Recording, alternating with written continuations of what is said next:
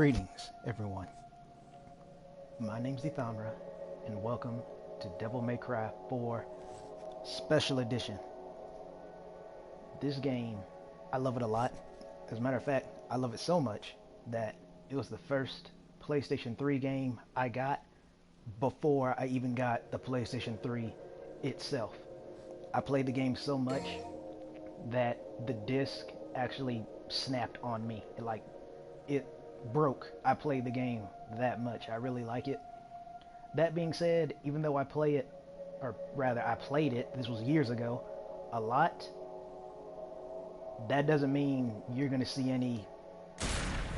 Devil May Cry. Nah, that's funny how that tied in there. I didn't do that on purpose. But despite that, I am not an expert at this game at all. I'm not professional. You're not going to see me zipping through the sky, never ever touching the ground or nothing like that. I'm playing this game for two reasons. One, I love it. It really is fun. And two, a friend of mine, Rella, has never seen this game before. And as I've said in my profile, I don't play to get popular. I do it for fun and for my friends. So for her, since she totally missed out, we are going to show her what she missed. So I cheated a little bit. I actually had to go in here and play it a little bit to try to get my bearings back. So I'm a little stronger than I'm supposed to be, but I haven't beat the game again yet. That being said, something that I do like about the special edition is how they added new things, like your sprint activates faster. There are new costumes. Case in point, as you can see here, the one with the arm, that's Nero. The one in red, that's Dante. Nero, he looks cool. I like him a lot. I'm one of the few people who gave him a chance and did not just shoot him down out of fear that he would replace Dante. I really do like Nero. He's my favorite character in this game. That being said, I actually like his alternative outfit better, which is this. Why they did not go with this Nero, I don't know. People are known to do peculiar things, but I prefer this Nero, so that's what we're going to play as, especially for those who have never seen it before. So here we go. I'm going to let the cutscenes roll.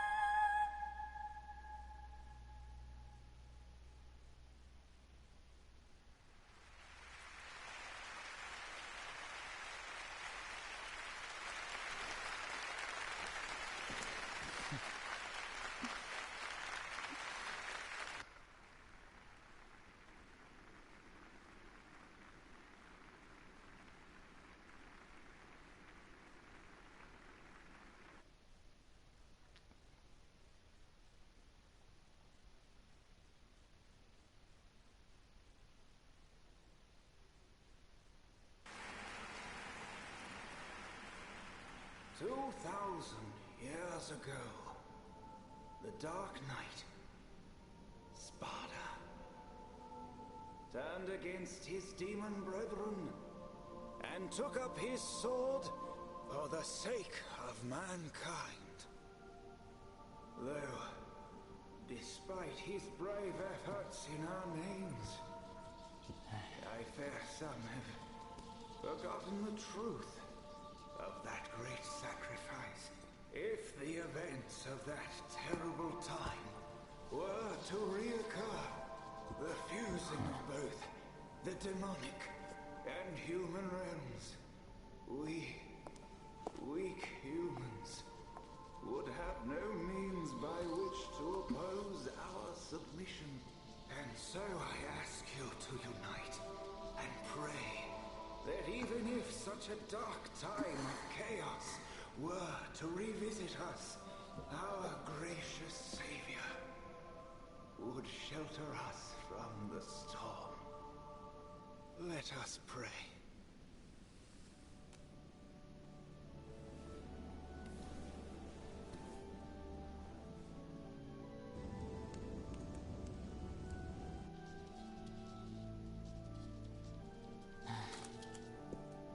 Nero, what's wrong?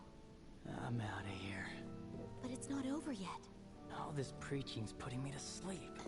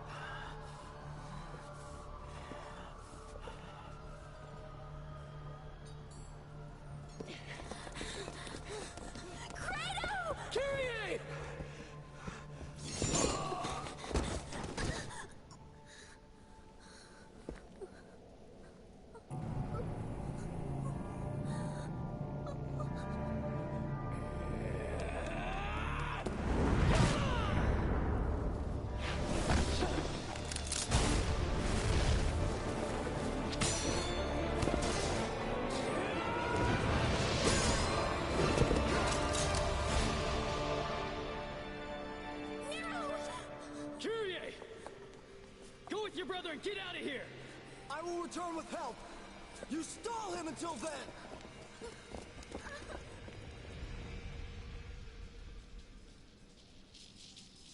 I won't hold my breath.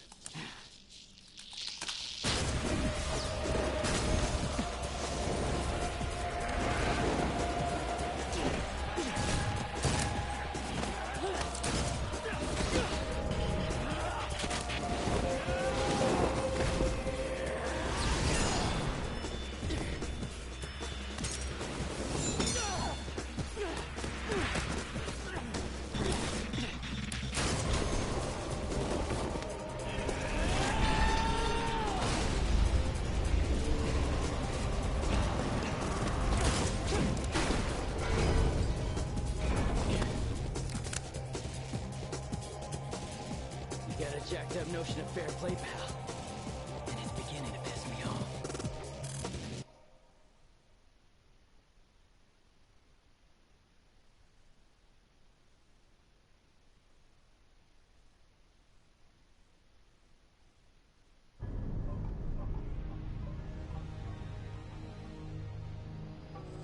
What a way to start a game, huh?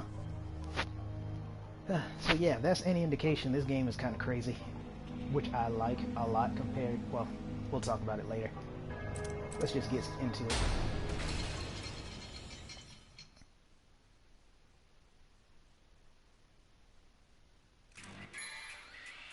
Alright, so first things first, I left the tutorials on because here especially, if you turn them off, you actually skip some of the cutscenes, so for the sake of seeing everything, I turned them on.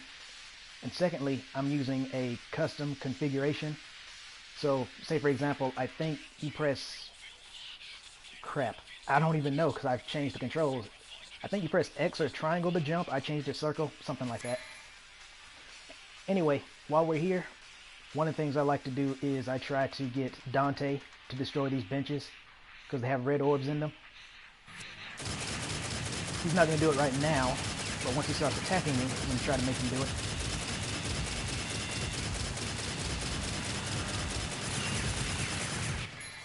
Yeah, he's actually shooting my bullets out of the air.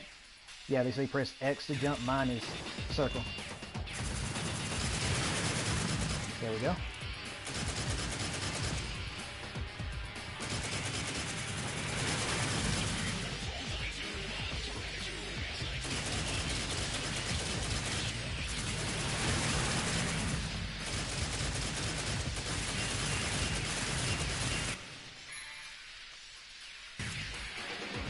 Side roll. That attack actually when it's meant to hurt you. Right now we're just in tutorial mode, so it's no big deal.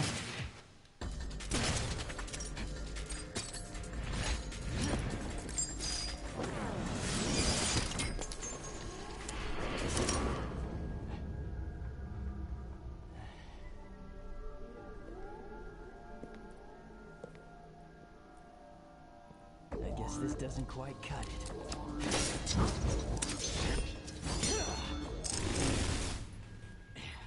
What's the point of packing a sword like that if you aren't even gonna use it?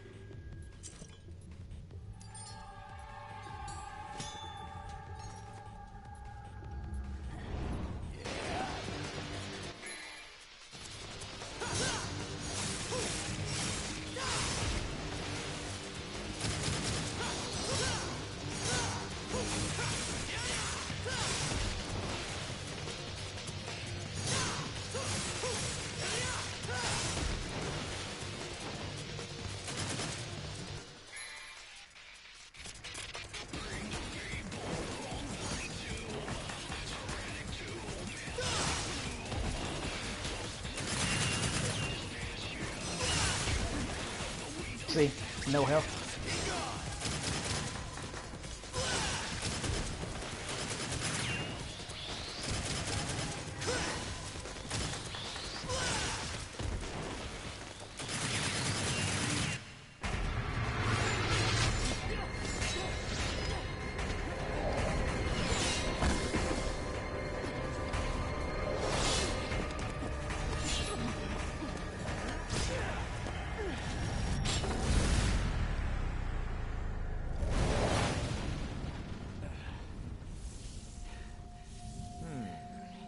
Trick up your sleeve. I thought the cat had your tongue. It's a trick you're looking for.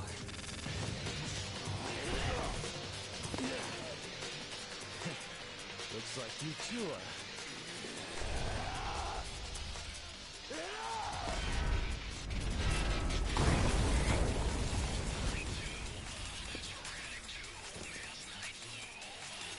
He's in the right. I want to wrap this show up before the cavalry arrives. Yes, the Buster. One of the funnest things to do in this game.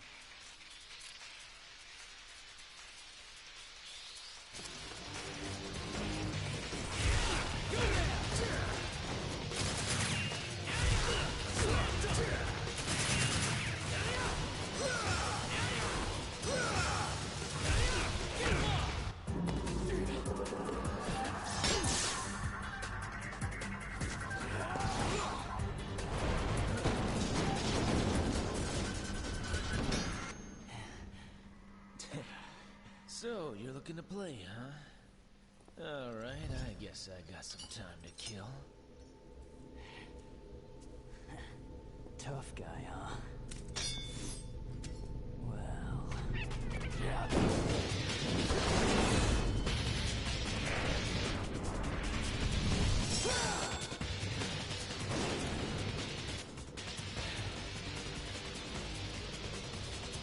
I think I'll have to take you down a couple notches. Whatever you say, kid. Alright, now we're fighting for real. Something else I try to do is break these benches up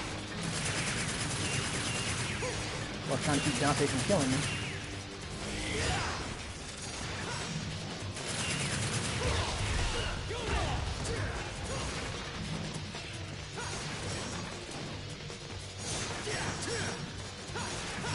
There we go.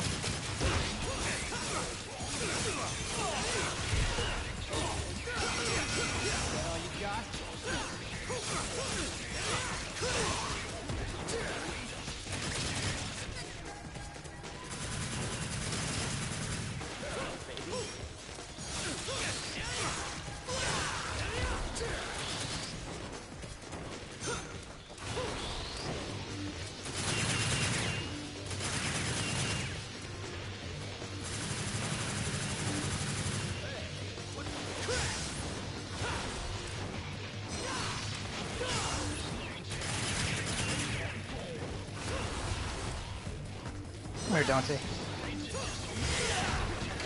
Oh, nice.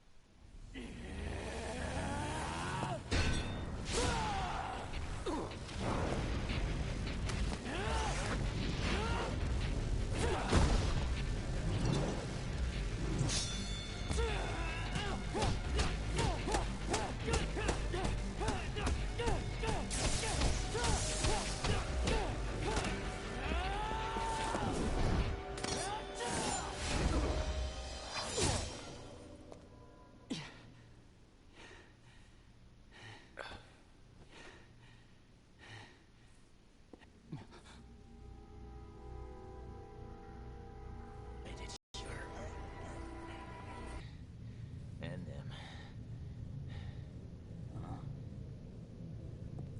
Though I suspect you carry something different from the others. What are you talking about? You will come to learn the meaning soon enough.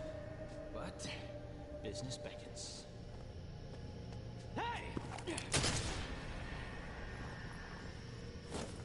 Adios, kid.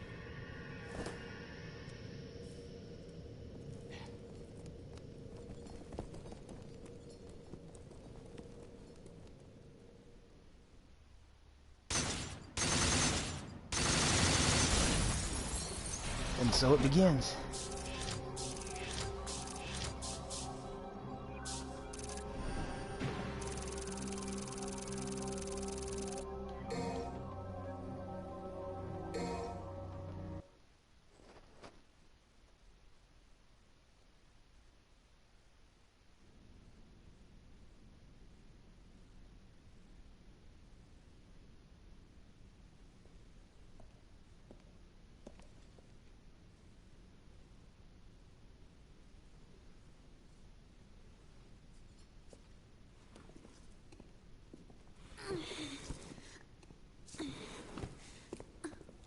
You brought this here for me?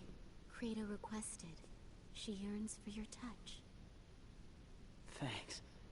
This blade's the best battle companion a swordsman could wish for.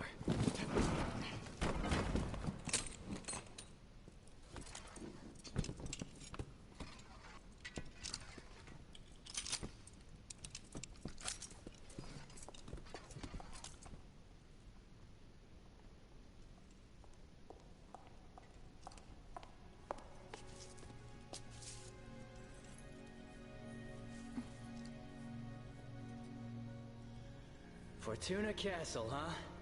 That's what the witnesses said. Guy just came from hell. He's gotta hit up a couple tourist sites. Just so lightly in a time of crisis?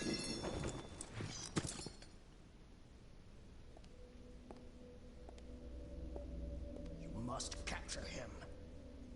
Trust me, I'll get it done. Please be careful. You still haven't recovered. There's no time, and duty calls.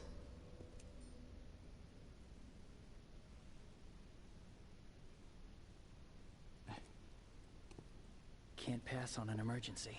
I must return to headquarters and report.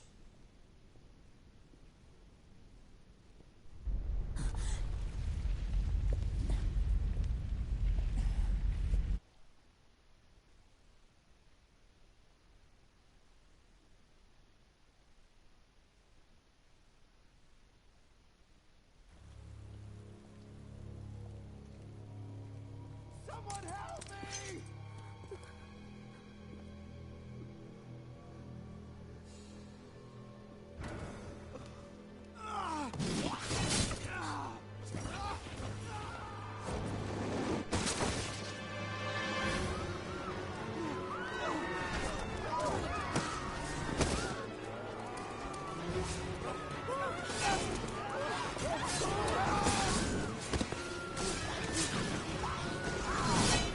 Is this him?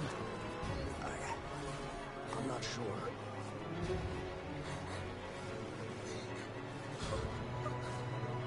Credo, take care, kitty. I got this.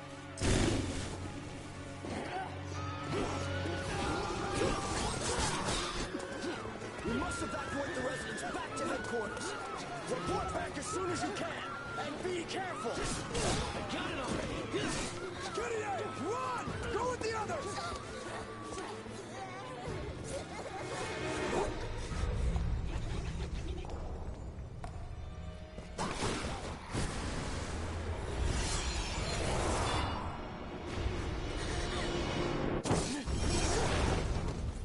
Go! Get out of here!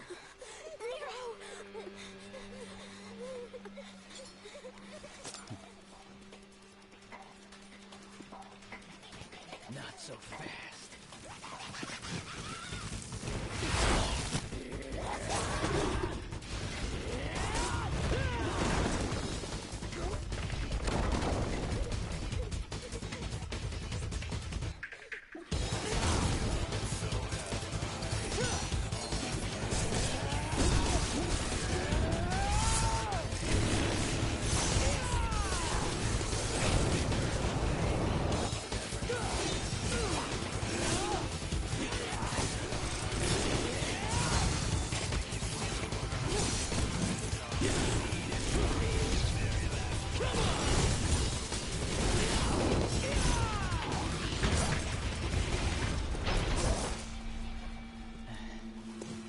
This baby sure can pack a punch.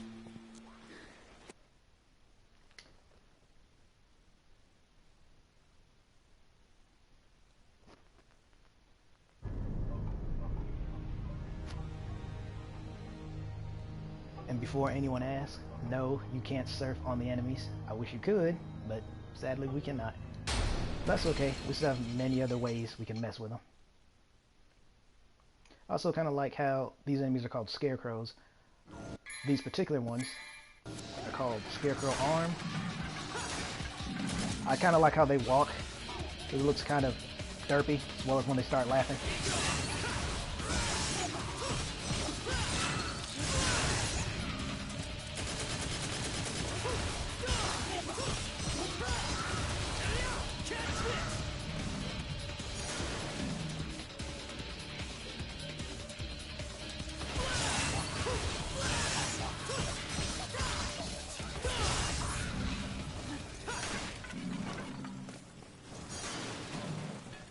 But yeah, collected the red ores because A, money, and B, sorry that went by so fast, it's just telling me to press a button to investigate, like that. And the second reason is getting orbs affects your score, and the better your score, the more proud souls you get. Pride souls, I think it's proud souls. But yeah, the better you do, the more you can upgrade. That's essentially how it is. I actually made it a point even to skip a lot of the cutscenes when I was playing through, as you can see, because I wanted to experience the cutscenes with you all in Nero's new outfit.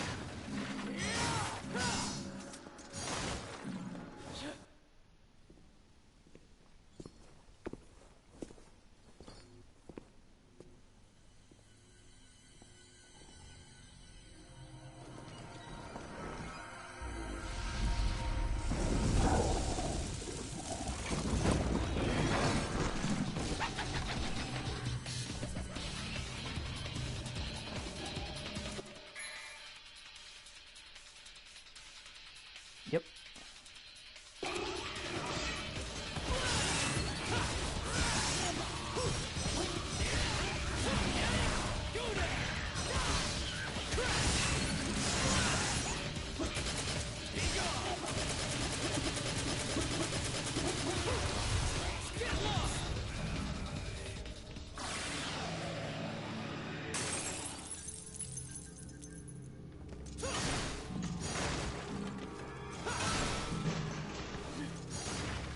Also, speaking of which, for those of you who already know, you can see Nero actually does his sprint much faster compared to the original version. Or I should say he starts his sprint faster. Because in the original version you had to run for like, what, a good 5-7 seconds for it to start. Now it's almost immediate, but he won't do it when you're in combat. He also won't do it when you're on certain platforms, which is good, because it's very easy to fall off if you just get a sudden burst of speed.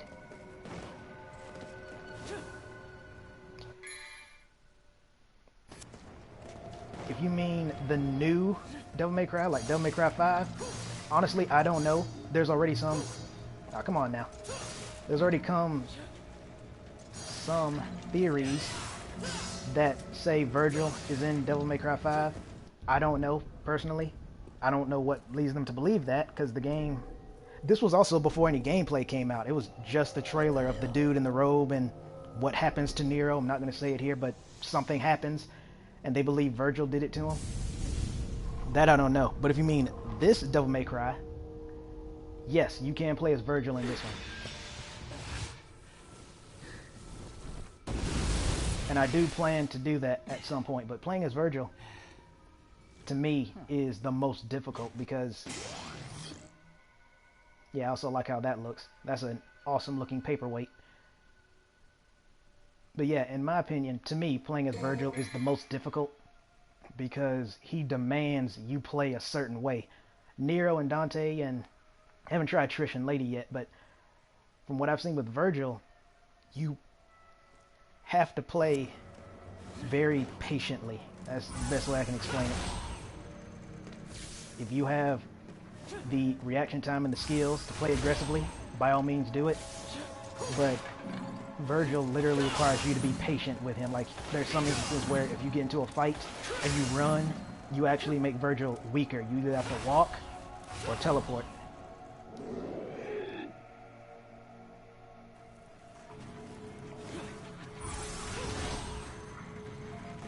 Also, I'll go ahead and show this because of that. Secret missions.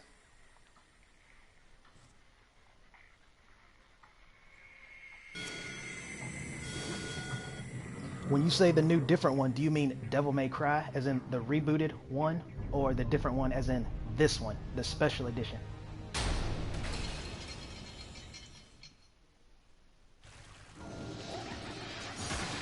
Because I know you obviously don't mean Devil May Cry 5 since it hasn't come out yet. Oh. Hold on, I'll get to you in just a second. I actually gotta hurry here. Not hurry too much, but still.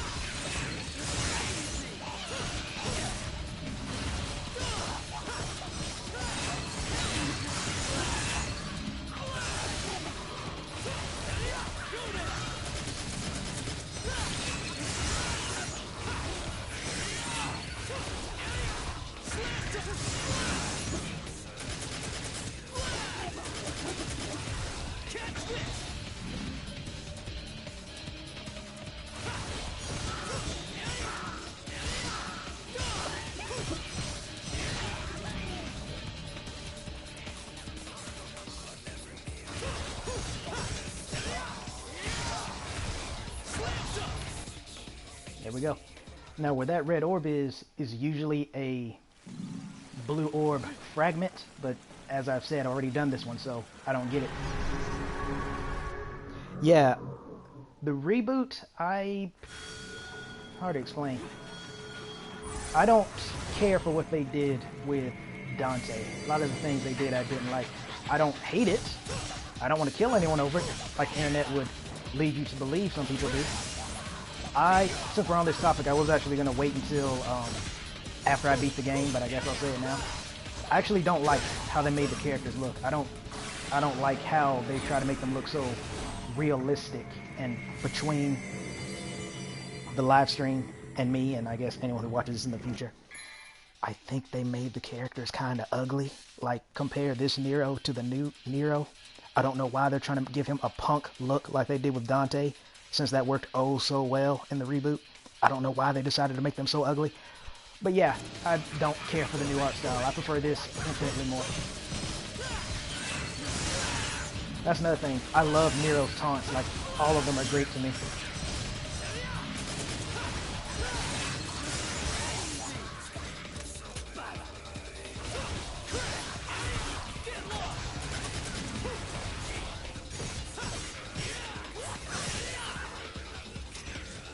Case in point.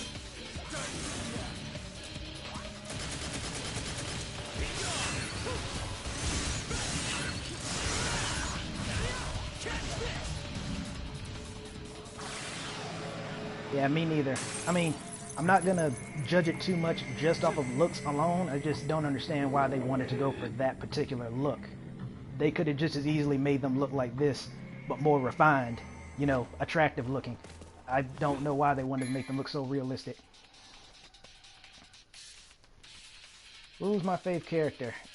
Originally, it was Virgil, but for those of you who know the little secret about Nero, I kind of interchanged the two. I think Nero slightly beats out Virgil, ever so slightly, but I would have to say it's Nero. And again, I actually gave Nero a chance when he came out. I don't know if you experienced it when it was going on, but there was so much hate for Nero.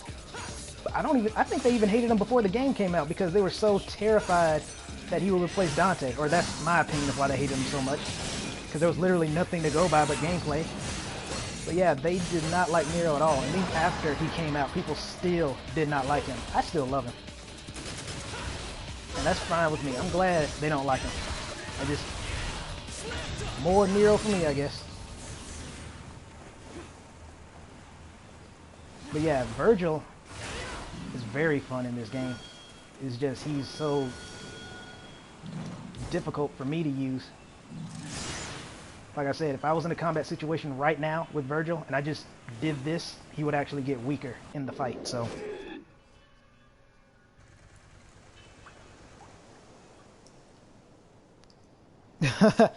Oh, that's a good point. I notice a lot of developers seem to fall into that trap. It goes down to what we want to do, not what the fans want. Like, I guarantee you, if there was a, do you want Devil May Cry 5 to look more refined, like Devil May Cry 4, just better graphics, or do you want to look like the new Devil May Cry reboot? I am 99.98% sure majority would say Devil May Cry 4 refined. Yeah, I don't think Dante would do that. He seems more of the ladies' man. And of course, stylish rank, which is always important in these games. Dante is pretty fun to play as too. And like I mentioned earlier, Dante and Nero let you play however you want. But Virgil is just a totally different beast. I haven't tried Trish and Lady yet. I got this game last week, but I've been mostly focusing on Resident Evil 7, especially Doom 2016, and a little bit of this in preparation for the live stream.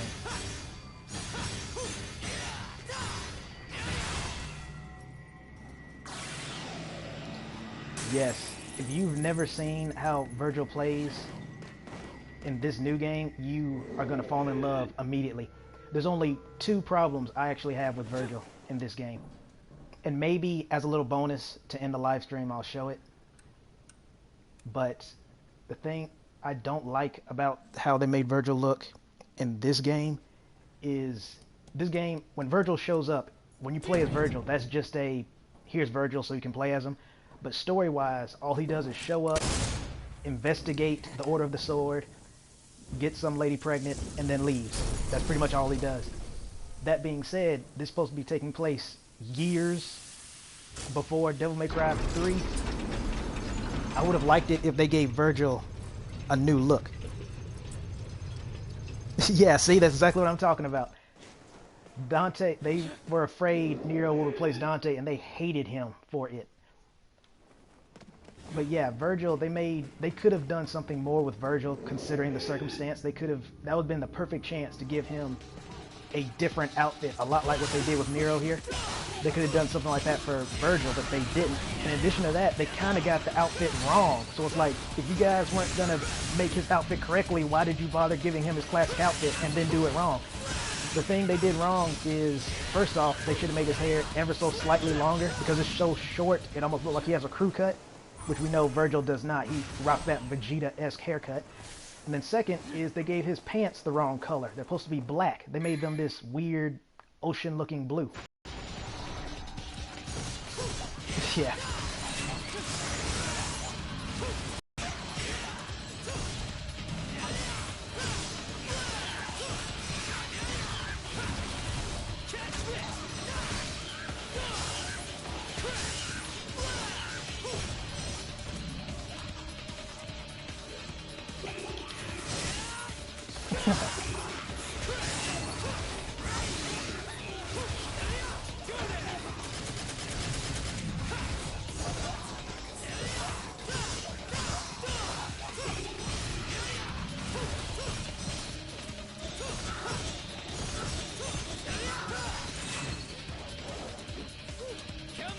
Yeah, I like that one a lot too.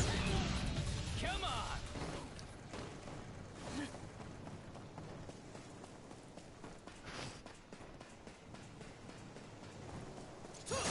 I would think that, okay, see, I'm behind a couple of messages here. First off, I would believe Nero would still have the devil trigger. It wouldn't be, no, it still should be the one he has here. And the reason why I say that is because, again, a lot of people were just looking for reasons to hate Nero. By the way, this thing right here, what you're supposed to do, depending on your character, is break this, and it would drop a blue orb fragment, but I already got this one. But if you do break it, and already have the orb fragment, it'll just give you red orbs. Yeah. And then the divinity statue used to upgrade. So let's see here.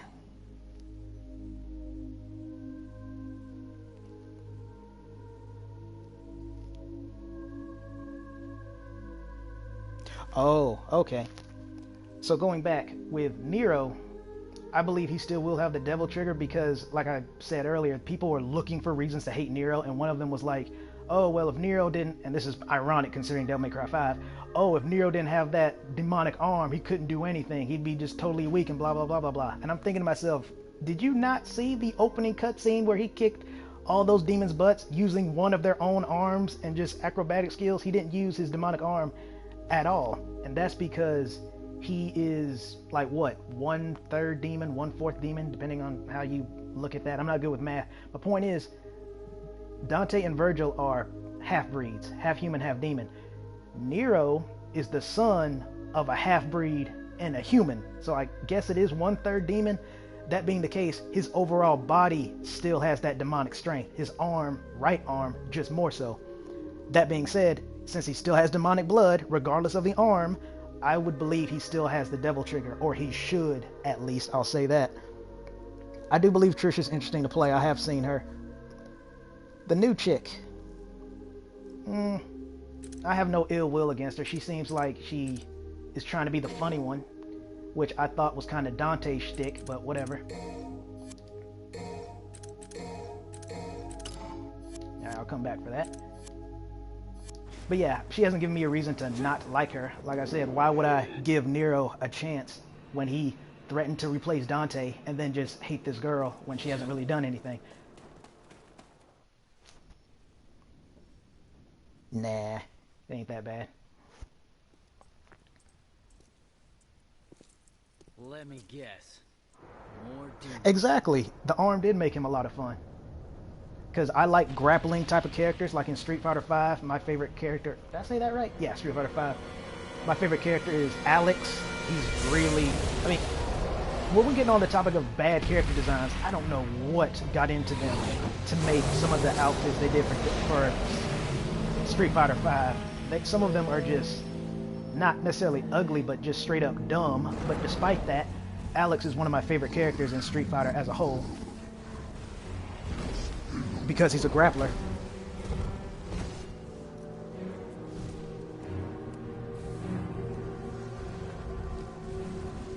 Oh yeah, by the way, here's a perfect example. Nero's about to demonstrate his superhuman strength without the arm.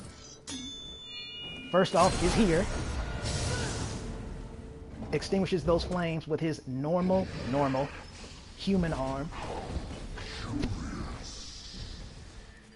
Fire's bad for the complexion. I burn easily. Never tan. When I came to this world 2,000 years ago, there was no such human. Yeah, they are pretty dumb, right? And here's the second example. And a third one, really, if you think about it.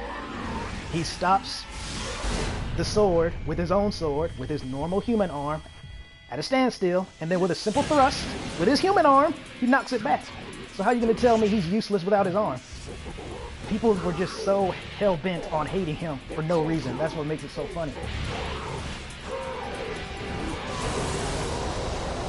By the way, Rella, you've been awfully quiet. Can you hear me?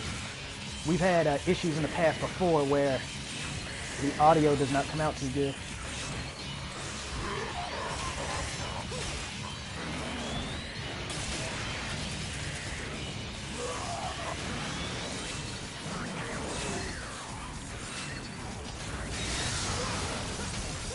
By the way, guys, this is super awkward to hold down the charge buttons.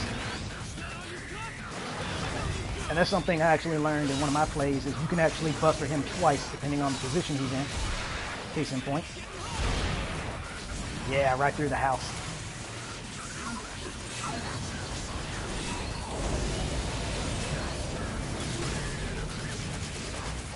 But yeah, as I was saying, it's actually really hard for me to control my movements when I have to hold down this button and try not to be cleaved in half. So bear with me if I take a stupid hit. And that move's actually kind of cheap. There we go.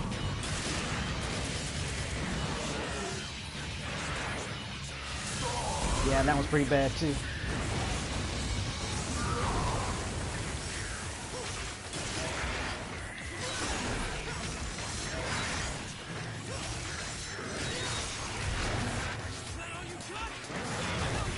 Yeah.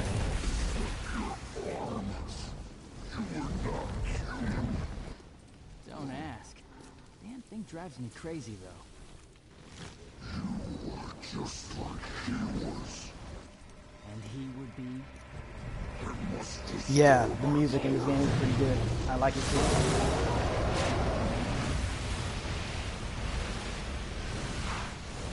Speaking of which, on that topic, another reason why I like Nero so much, aside from, in my opinion, they did everything perfect. He looks cool. They gave him the perfect English voice actor. His weapons are cool. His buster is cool. His attitude is nice. I like how he's in your face, kind of like how Dante was in Devil May Cry 3. That being said, another thing I like about Nero is his theme song. It's so good. It literally, his theme song itself is like Devil May Cry. I do find it interesting they decided to give it to Nero and not Dante. I have no problem with that. I'm glad they did. It's just Nero's theme itself sounds more like Devil May Cry than anything they've ever released. But that's my opinion, of course.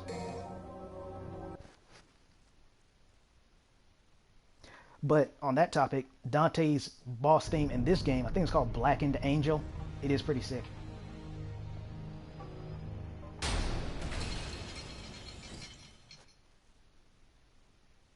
And yeah, sorry I missed your comment a while ago. The arm, I didn't really get a good look at it. Obviously, between the two, I prefer his original demonic arm.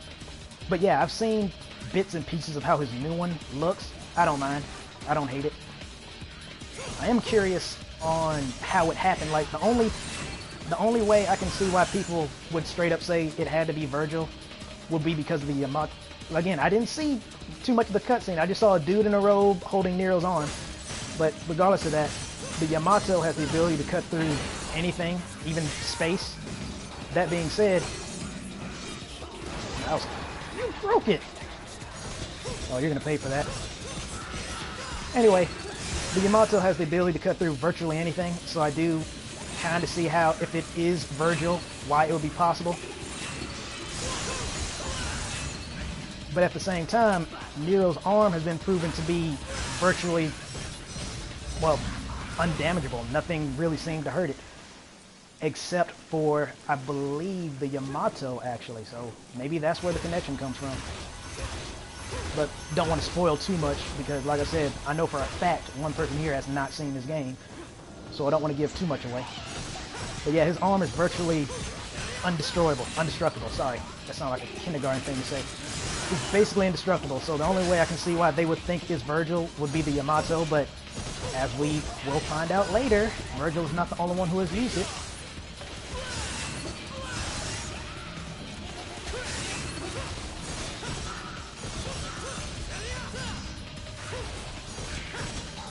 Now I got a better combo for you.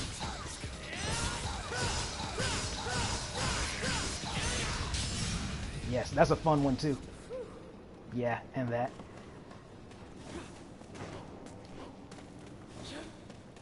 Also, right here, I'm doing this on purpose. Nero has this really fun drop kick called the Rainbow Kick. I love the name. That's the #1 thing that makes it perfect.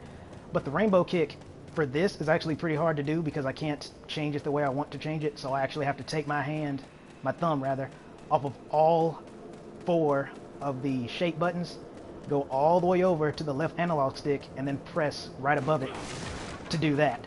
So you won't see me do the Rainbow Kick too much. Just wanted to throw that out there. He does do the actual drop kick.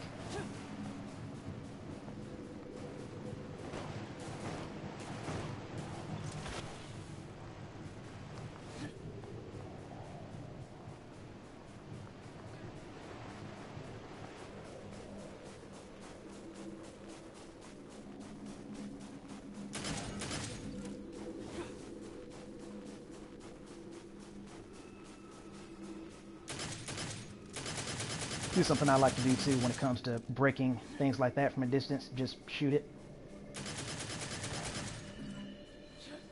Also, we're about to fight some very, and I'm not trying to be cute when I say this, cool enemies that are about to come off. I could see why people would think that too, that he would be a ripoff of Dante, but when you actually play him and see what he does, you see they're nothing alike. Literally the only example is that they have white hair, more or less the same color eyes, and of course, big swords. But the reason behind that is because they're actually related, so...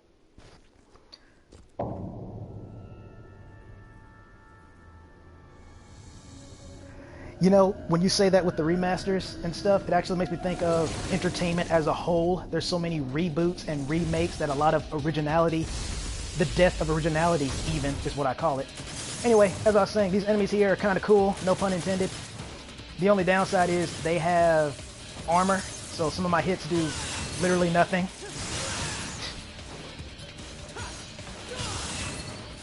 They just do not feel at times. So usually I just rush them down, try to prevent them from getting an attack off. Also, they can heal themselves if I don't kill them fast enough.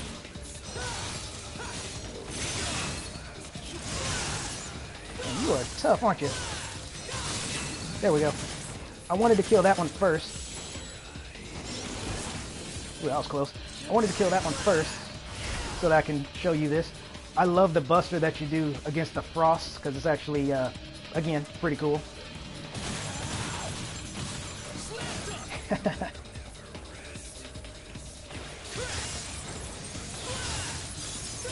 Oh yeah, and they teleport. They can do a lot of stuff, considering they're just ice enemies. There we go. Yeah, exactly. So again, I kind of understand, But when people are scraping the bottom of the barrel to hate Nero solely because he's not Dante, it's like, ah, come on, guys. Also, I like how Nero is the first of Devil May Cry to do a lot of things. While Dante, majority, uses his right hand, Dante is actually ambidextrous, and I guess technically Virgil is too. But Nero, for the most part, is left-handed. He uses his gun with his left hand, his sword with his left hand. He only really uses the Buster because it's on his right arm. He is the first Devil May Cry character to swear. He's also the first... Well, let me think about that now, because I think Devil May Cry 1 Dante might have been the one to do that first, but it was so bad, it became a meme, in fact. So I guess I will say that Nero was the first one to do the power of love aspect correctly and without meme, so that's always good.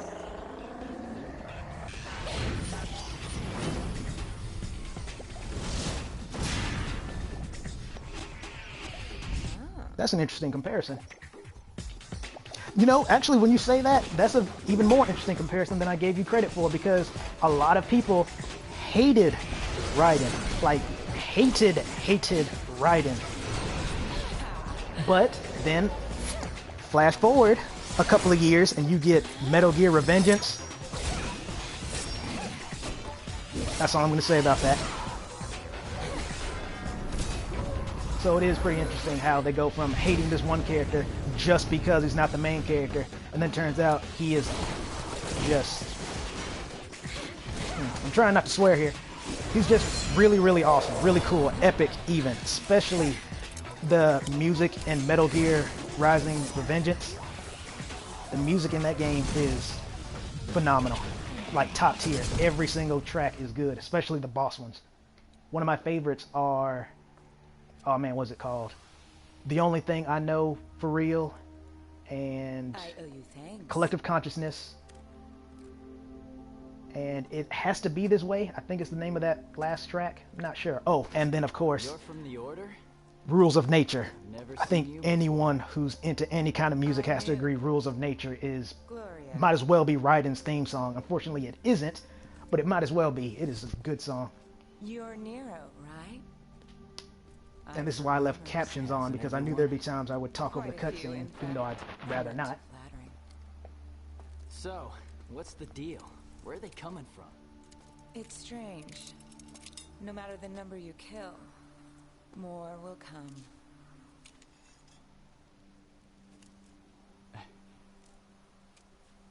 Then I'll leave that chore to you. I've got some personal slaying to take care of. I'll join with the others. We'll take care of them.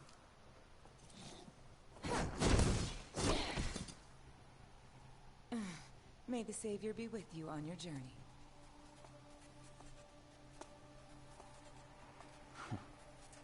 Savior. Right then.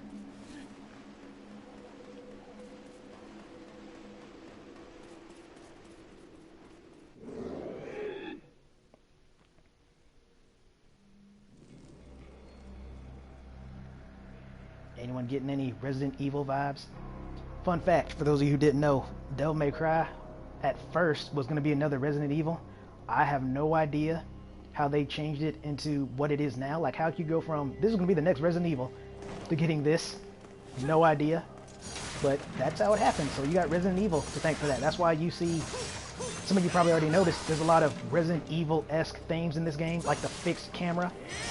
I can actually control it here, for the most part, thankfully. But in some areas, you cannot move the camera at all. You just have to deal with it.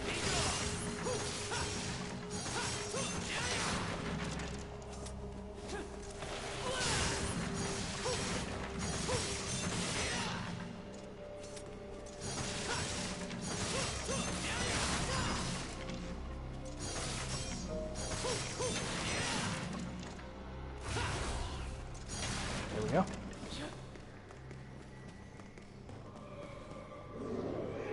Oh yes, Not on this game because I still have to unlock it. On the original version on the PlayStation 3, yes, I beat every single mode. Even Heaven and Hell and Hell and Hell. Hell and Hell is exactly what it sounds like. hell. It was very difficult, but because I love the game so much, and when I say I got good at the game, again, I don't mean you'll see me doing things, especially as Dante. If you want to see a professional player play Dante, it's like they're playing a totally different game. Like, they can just destroy enemies without even touching the ground. It's crazy. But yeah, I'll probably never be that good. I'm only good enough to where my combos look pretty nice. I can get an S rank. I usually don't get killed. That's about it. But with Heaven and Hell, I mean, Heaven and Hell mode is actually super easy. But Hell and Hell mode was a challenge. But because I love this game so much, I just made myself do it. But yeah, I do plan to play this game on I almost said Devil May Cry mode, on Dante Must Die mode. Because one of the cool things about that is when you're fighting the Savior, when, this is also something cool you can do. You probably can't hear it, but Nero's actually laughing.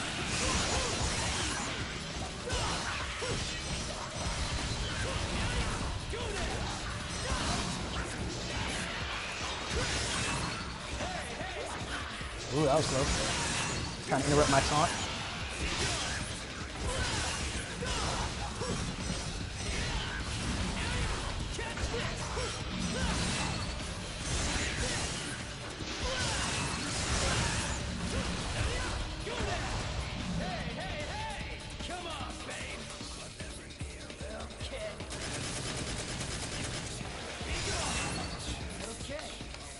I'm just trying to see all his S1s before I kill this thing.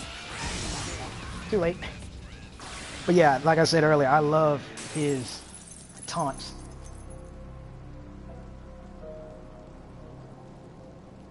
Yes, I agree. If you have a bad D-pad, then it will be kind of difficult because well, I almost said you need the styles, but I guess you don't technically need them, but it does make your life infinitely easier if you actually use them.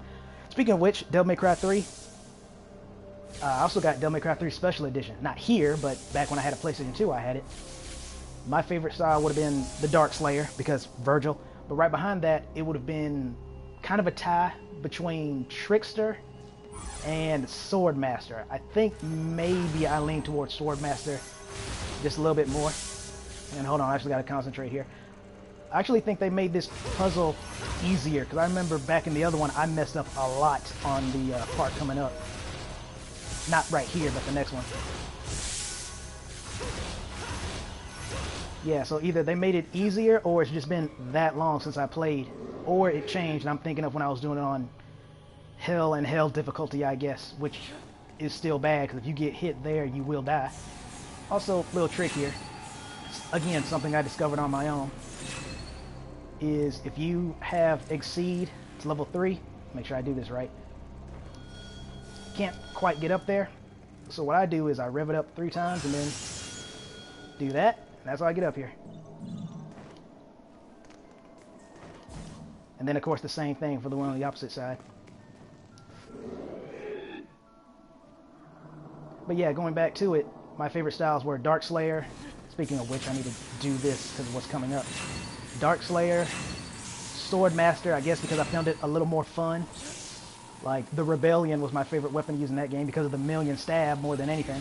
But also when you use the Swordmaster style with it. There we go. See what I mean by they just don't feel? It's like their whole body is just numb. Which, given what they are, that's possible, I guess. There we go. I didn't pay for that.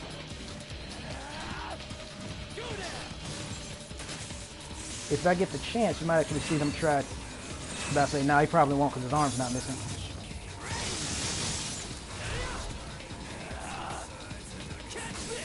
There we go.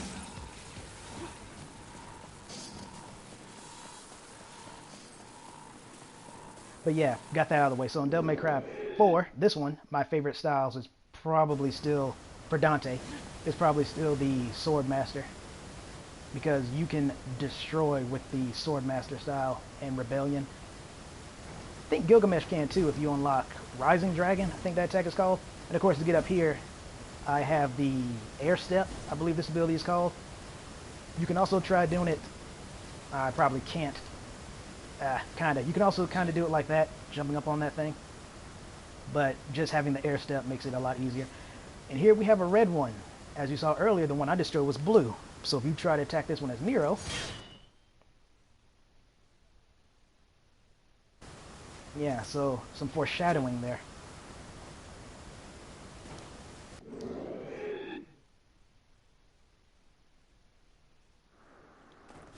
Oh yeah, you're gonna have to deal with more of those things. Frost. Oh, it's gonna be super awkward. Yeah, thought so.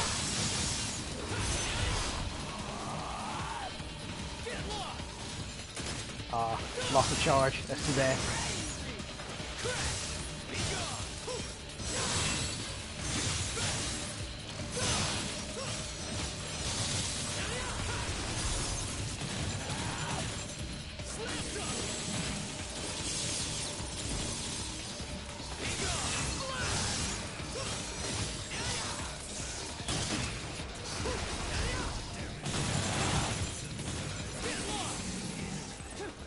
Yeah, that's so much fun.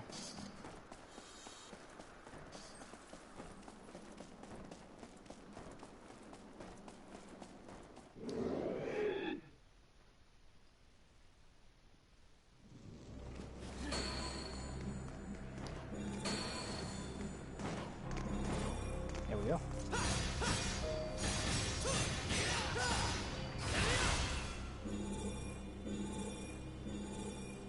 They really want you to know you have to go through this particular door. So let's oblige them.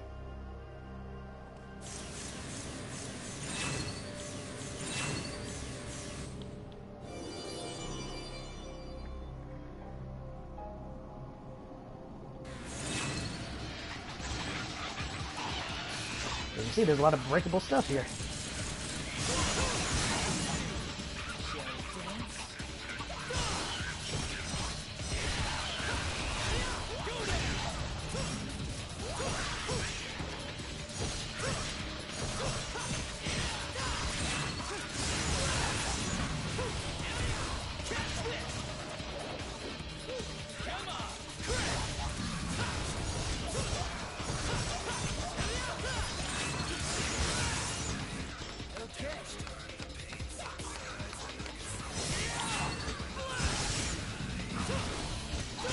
Uh-oh, I see the frost.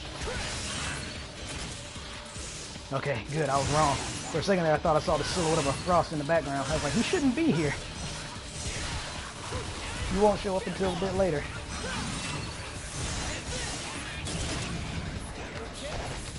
He has another one that I really like. I don't think I'm going to be able to get him to do it, because it happens kind of randomly. Oh, that's one. Nah, I'll just go and finish him off then.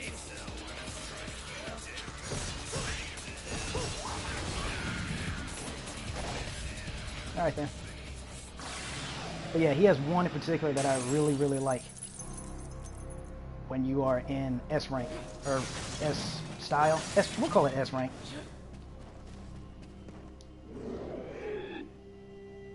We're also about to come up on some enemies that have their... technically they have their own theme song. You don't hear it all that often, but it is theirs.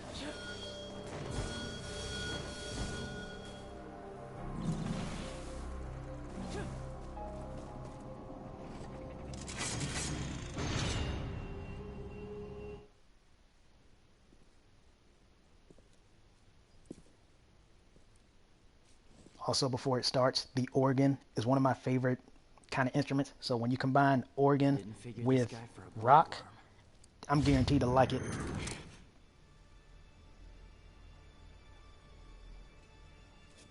That's one way to get yourself shot.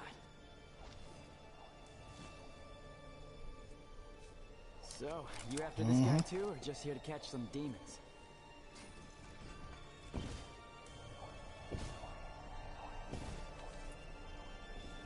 Silent type, huh? Well, that's annoying. Much friendly banter.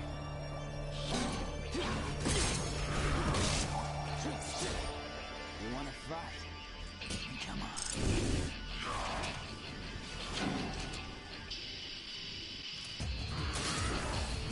Yeah, so these guys are another ones that don't really feel unless you hit them from the back, and it gets, well, let me say that to myself. Don't want to spoil too much.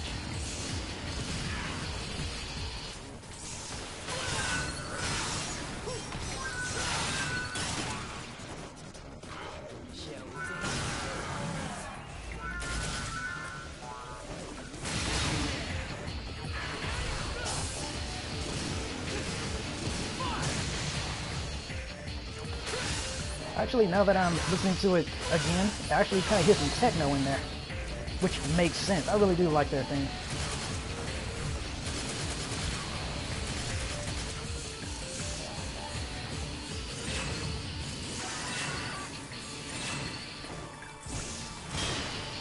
Wow. I can't believe that. Then again, yeah, I can. Come here, you.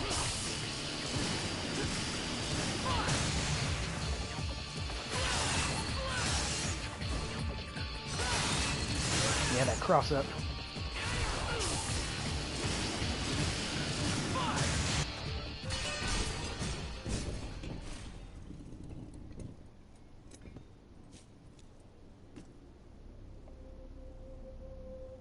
Empty.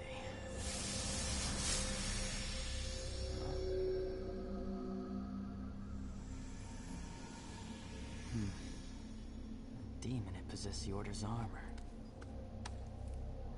That's not a good sign.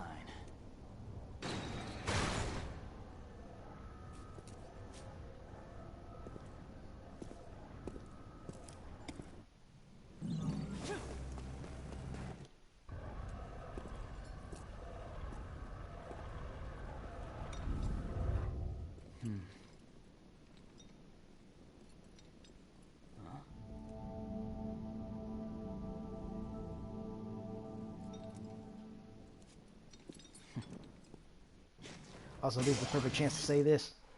It's one of those things that's so obvious, I actually forgot to bring it up. But much like how I tell you, you can see echoes of Resident Evil in this game. One of the biggest ones is the fixed camera. Another one is obviously when you get one of these items. That is completely Resident Evil right there. Especially when it like flies into the screen. This is also a pretty cool touch. I didn't mention this earlier, but the better you do, depending on your character, the screen will change. So with Nero and Dante, if you do really good, there'll be a bunch of bullet holes. If you do bad, there won't be that many.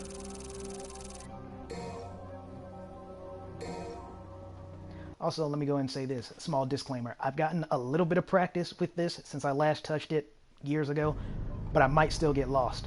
Near as bad as I did in Doom a couple of days ago, but still might get a little lost. Yeah, say you got that B. That's okay. I'm pretty confident I know where to go, or a rough idea where I'm supposed to go.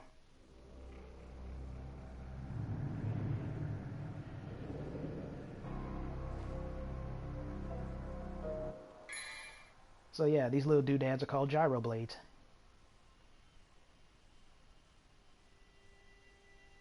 Yep. There we go. I try to break this candle, but I guess I can't. There we go. The green orbs also give you a little bit of money, nowhere near as much as the red orbs, but still, just a little bit. And that's what happens if you overcharge it. It'll bounce a bit more than you think it will.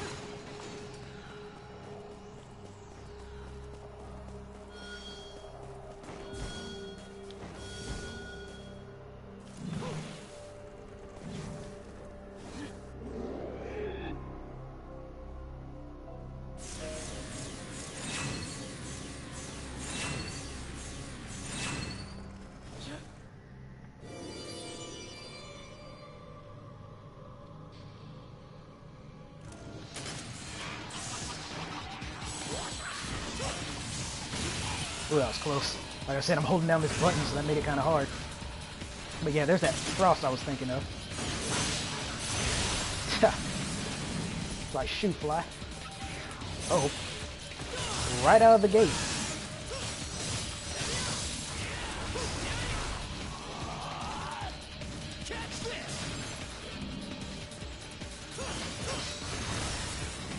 Yeah, he's about to go in that ice cocoon.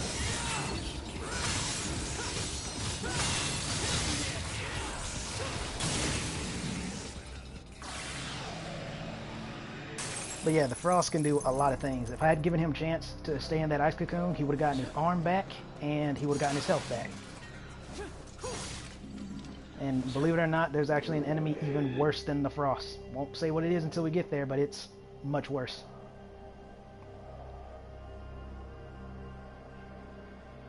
Yes, and that is true, but it's also kind of a trick, because even once we destroy it, there's nothing we can really do with it.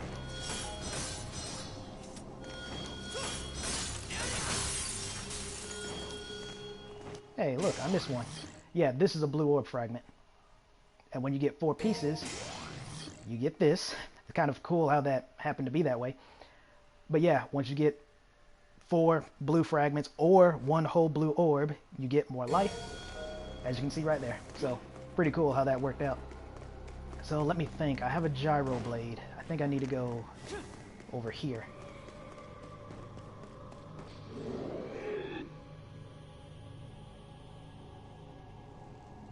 Yeah.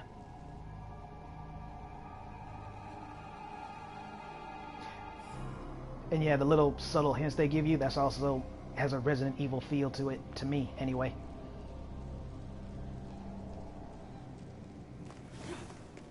So, yeah, this is where I need to be. Thankfully, this puzzle, if you can even call it that, is not that difficult at all. It's a little time-consuming, just a little bit, but it's not bad.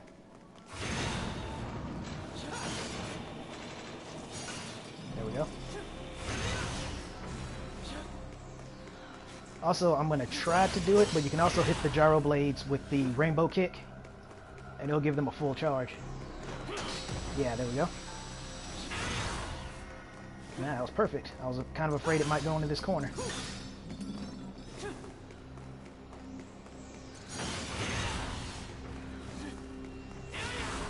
Now this is where it gets kind of bad. I don't know if I should overcharge it or not. Yeah, I probably should have. Because depending on how I hit them now, I might switch in between the two, and that will consume more time than I would like. So let me see if I can try to get this thing out of the corner.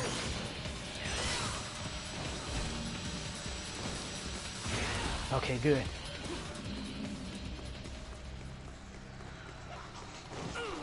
Ah, missed.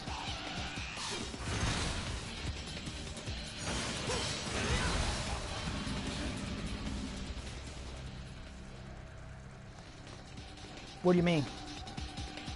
What am I missing? In the off chance I might already have it.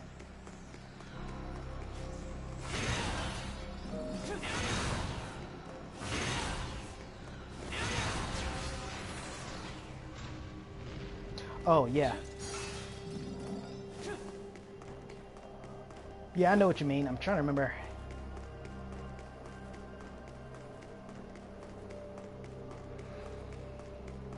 But thanks for the advice. Usually I just wander around until I find it, but yeah, you're right. There is one gyro blade behind that gate. I think I need to go like this direction. And I would destroy all those chairs, but I don't want to take too much time.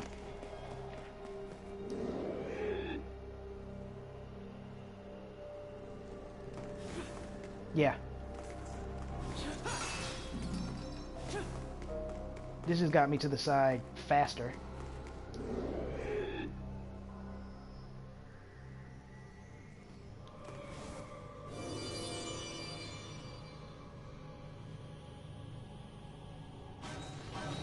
Don't worry, it'll work out.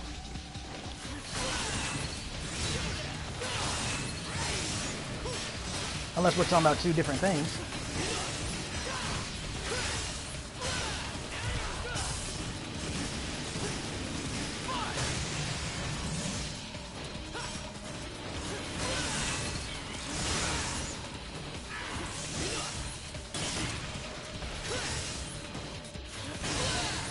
Okay.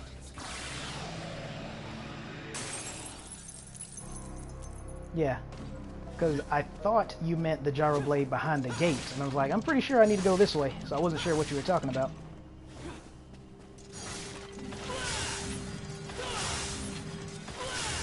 Also, I like that's a nice touch where they give you green orbs where some of the food items are. Now, this gyro blade, I definitely need.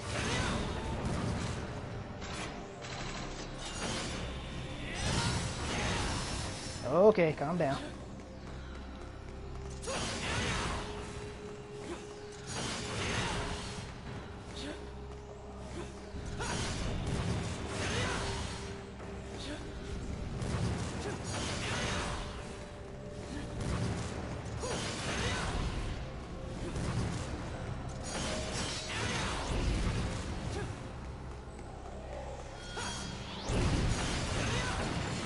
Also, I've already gotten that one. That's why it's not glowing.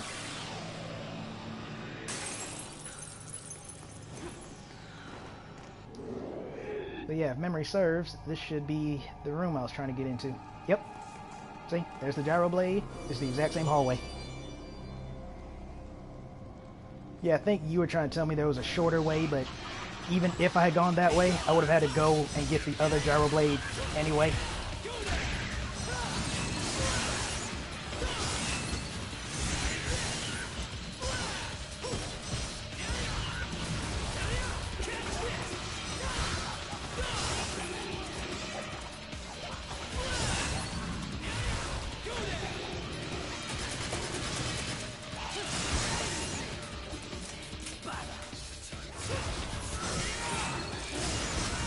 Oh, that was cool. He actually bounced off the door and I finished him off.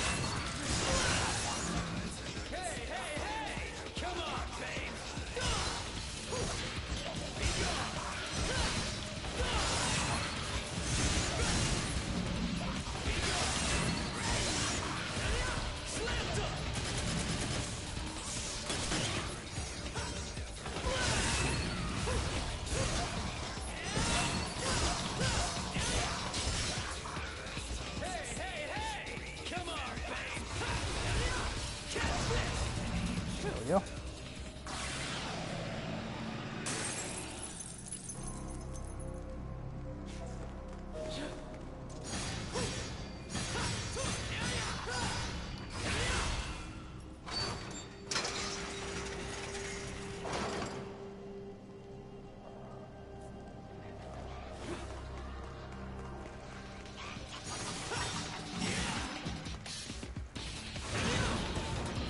I'm going to be kind of careful here because I don't want it bouncing around this room.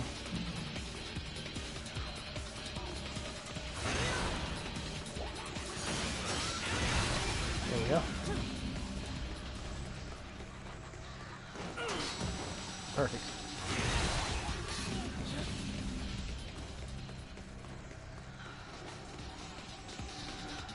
Yeah, he's kind of in a weird spot.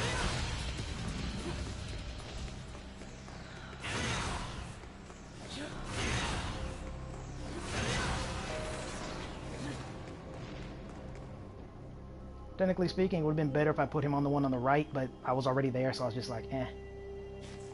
So yeah, now I have to go back for the other one, and the puzzle is essentially done.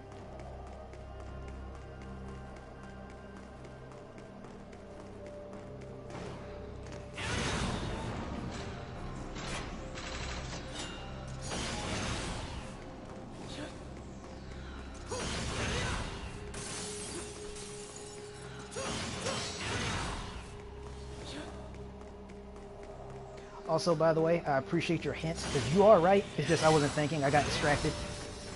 Trust me, if I was playing on my own, I would have done that, but I'm trying to commentate, not suck, that kind of thing, so divide my attention a bit. Case in point. Yeah, sorry, I don't mean to skip that. It's just I'm not trying to read it. I just wanted to get out of that corner.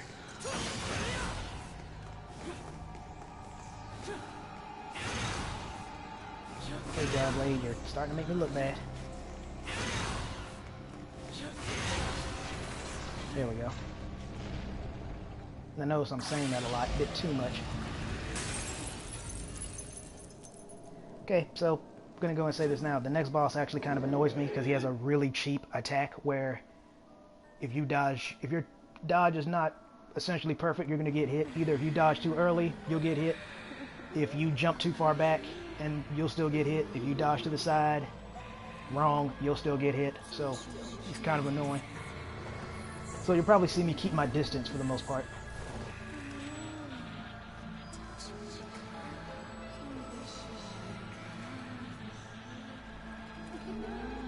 Also, sorry, I have no idea how to say your name, so I'm just gonna call you Pen, since that's 3 letters in your name I can make out.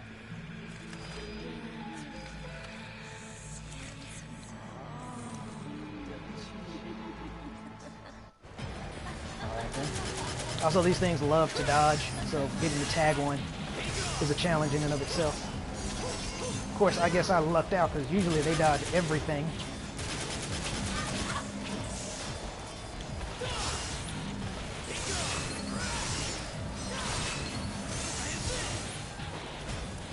Oh, that's perfect. Yeah, when they do that. Yeah, see that attack right there. Those feelers would have actually hit me.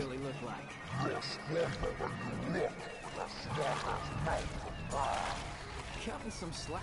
Just not big on toes.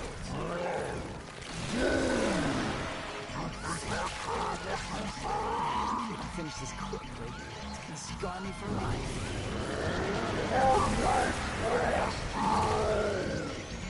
Yeah, if you don't go death first.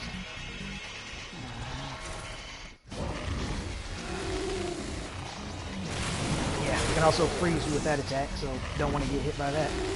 And of course he's gonna do it back to back.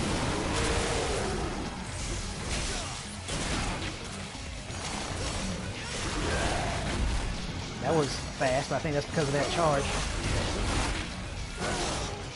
He's pretty sick.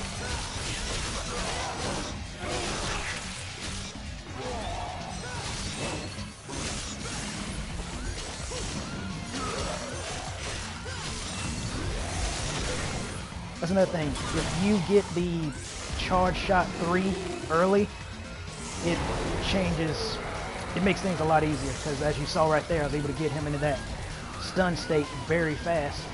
I could probably do the same thing to these, but they don't dodge too much. Ow. There we go.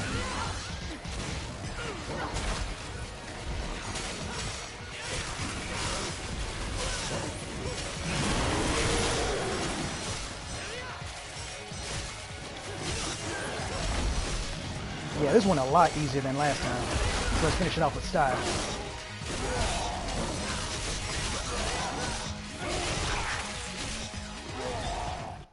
Nice.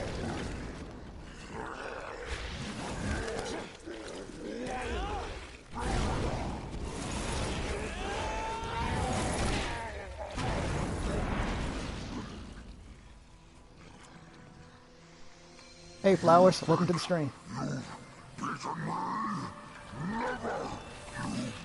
That's exactly what I think.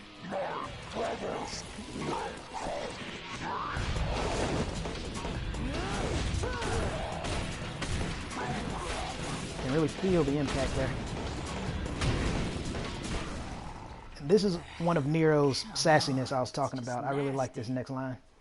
Wait, did he say brothers? Well, the line after that line.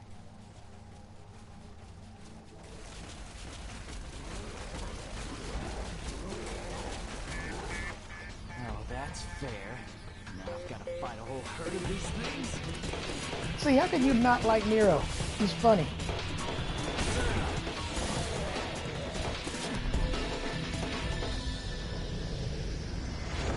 Sorry, pal. Yes. We're closed. Yes, it is special edition, because that's another reason why I did it, is so you can see the cutscenes with me, because I haven't seen all of them. I skipped them on purpose, actually. You can watch them with me to see how Nero looks in his new outfit in the cutscenes. And yeah, you've already seen me demonstrate that ability. When you see Nero's arms start glowing, it means I'm near a secret of some kind. But yeah, I have no idea why they didn't go. I should probably leave now before I affect my score too much. But yeah, I don't know why they didn't go with this Nero. The costume is called, yeah, there's a good shot. That's how Nero ordinarily looks. I'm wearing the skin called Prototype Nero. Like, this was how they were going to make him look before they changed their mind for some unfathomable reason. Everyone knows if you put a scarf on a character, that automatically makes them cool. And then when you put a scarf on a character like Nero, you literally cannot go wrong. It's impossible to go wrong.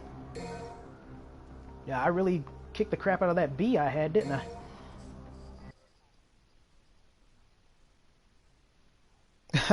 I know what you're talking about.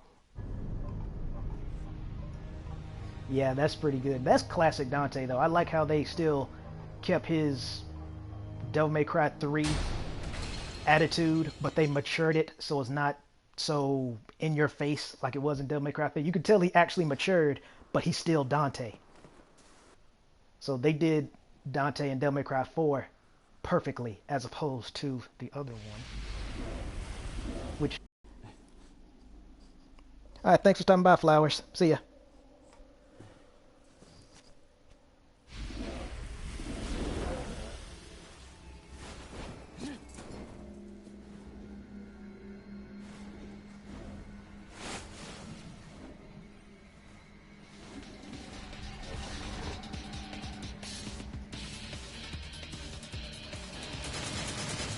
So yeah, these little buggers, they apparently can phase through things with gas. I don't know what kind of gas looks like that. Hell gas, I guess, but that's how they do what they do. As you can see, somewhat, if I find the thing. Where are you? I don't know where he went. Oh, right, I killed him. Yeah, they can't survive a charge shot 3. Not like this. But yeah, as you see, if you shoot them with gunfire, they'll destroy their coat, and you see what they really look like, which is that. There we go. I have no idea how the other one died so fast. I thought I barely attacked it. Yeah, auto search. That's the one. I could destroy all these just for the red orbs. I'll destroy some of them, but then I'll move on, just so we don't take too long. Also, for those of you who might play this and wonder why the red orbs are coming to me, it's because... Let's see what this is. I think it's here. Yeah. It's because I have this ability called... Good... Well, I'm trying to think of how to say this. The name does exactly what it says. The ability is called Get More Orbs. Which, I guess, now I think about it, it really doesn't do what it says. Because it makes you think, say for example, if you get 100 orbs from killing this enemy with the ability to make it 150. That's not how it works. What it actually does is it magnetizes the orbs to you, no matter how far away they are. So that's pretty handy.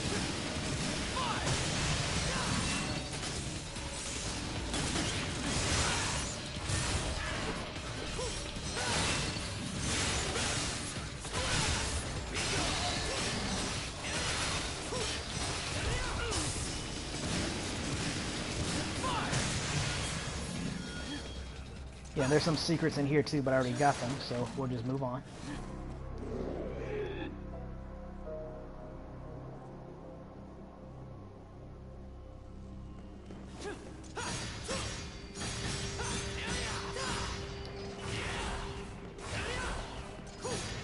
I have no idea how that missed. I was right there.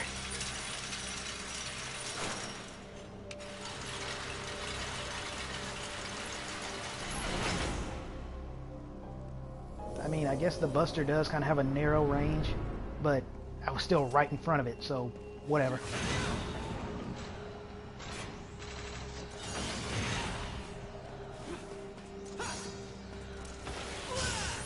Whoop, passed it.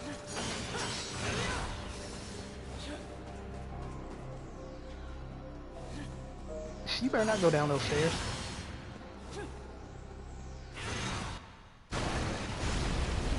Fun fact, you actually can knock the gyro blade from that bridge all the way to that tower and still get this exact same cutscene, which I think is pretty comical. But I wasn't able to do it that time, so yeah.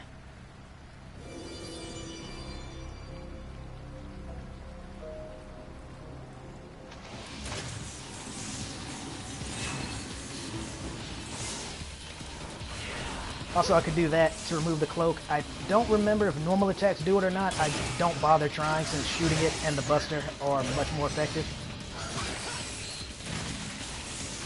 I can also just do that.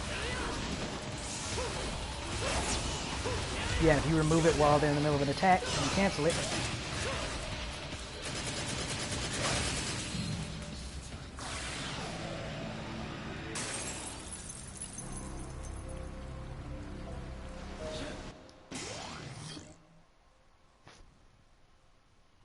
Yeah, I know.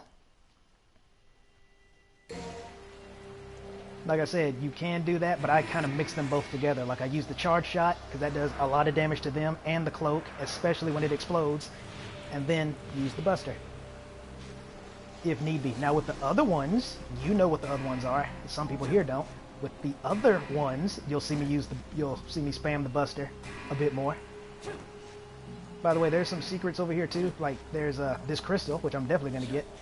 And then there's also some holy water, I think. If it's not holy water, some kind of healing item.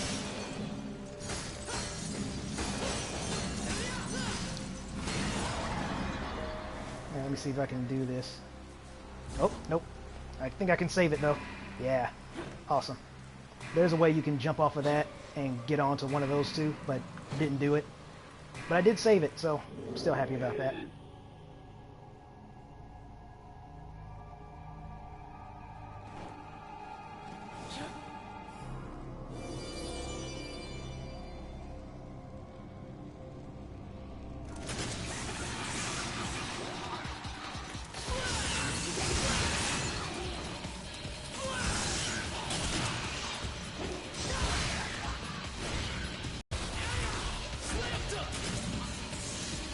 Yeah, that's something else. I don't know if you had a chance to hear it.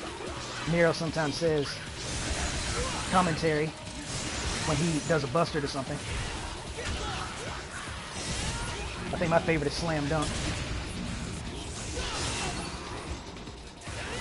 Yeah, see, if you use the snatch, that's what that is called, it does damage to the cloak.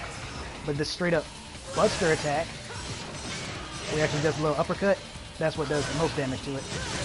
There we go. I was trying to kill it without using the charge shot, because I wanted to use the charge shot on that. See, pretty much destroy it instantaneously. Yeah, that's the one I like. Just starts jamming out.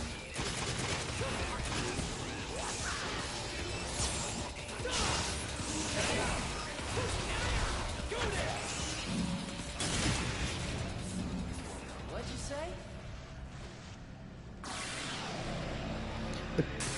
The cool thing about the rocking out taunt that he does is that if you manage to time it right, he will still be doing it even after the fight ends. There's also a special taunt that the frost. Yeah, they can frost themselves through walls, so take that for what you will. I have no idea how ice does that, but apparently it can.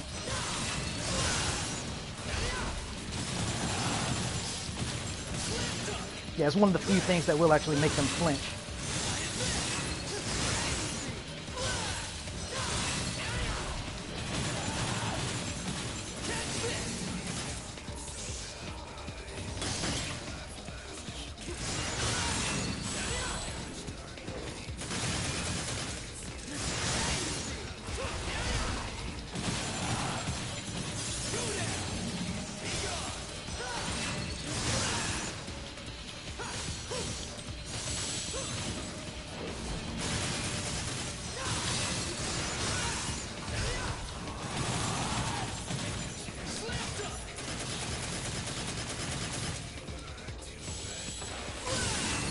Oh, that was cool.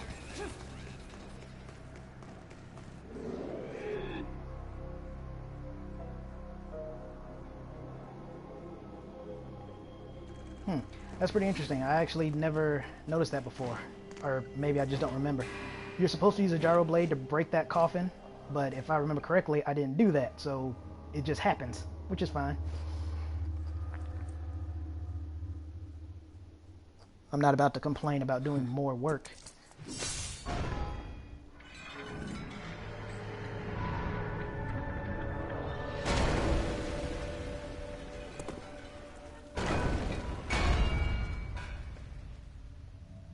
Ah, it just looks so cool. I cannot believe they didn't make this his default outfit.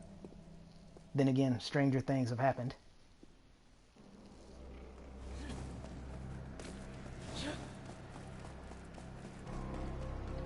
Also, there is an item back there that you'll be able to get if you have the Devilbringer with enough range. You'll be able to get it.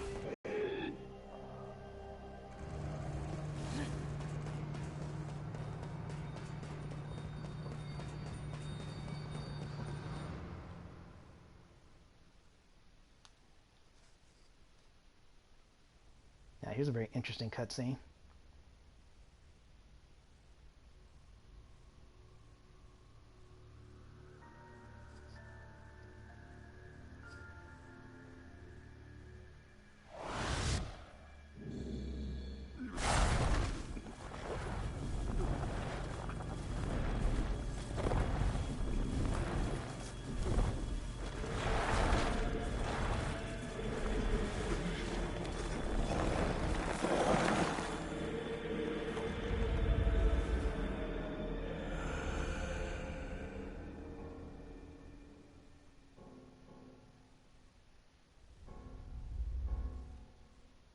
You have awakened. My men are currently in pursuit of Dante. It is only a matter of time before his location is revealed. He came to us. It was fortunate I was able to participate in the Ascension ceremony.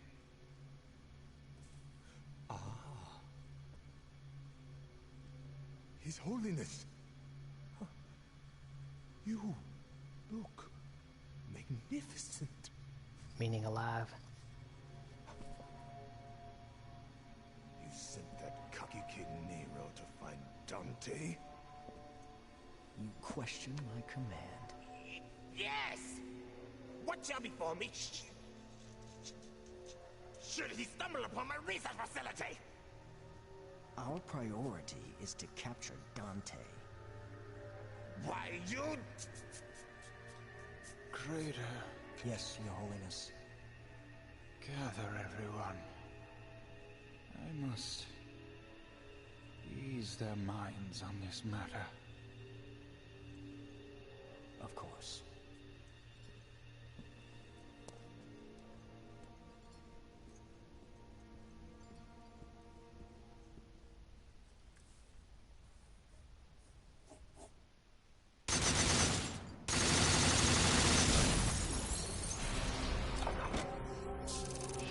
Alright. So, fun little fact, that little clipboard that big dude carries around, his name will reveal momentarily, is actually searchable. You can actually find it on the wiki, I believe. I don't remember what it says, but you can actually find a picture of his clipboard and everything on it, if you're curious enough to do that.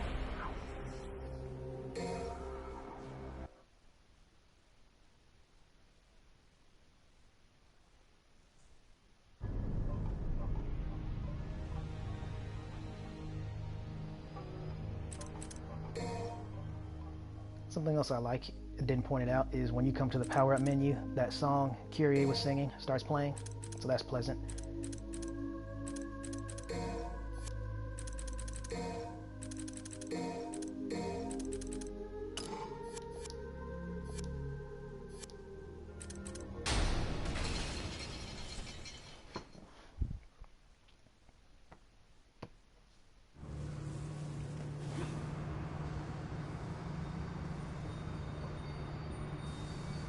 Also, in case there's any people who don't quite believe how superhuman Nero is,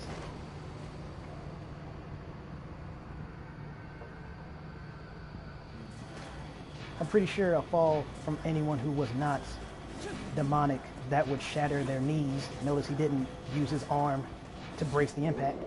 Just saying.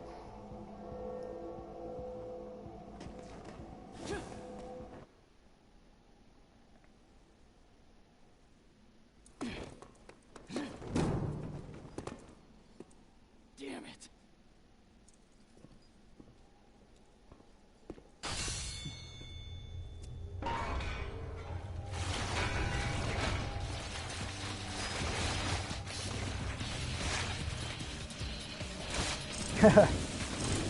Or Prince of Persia.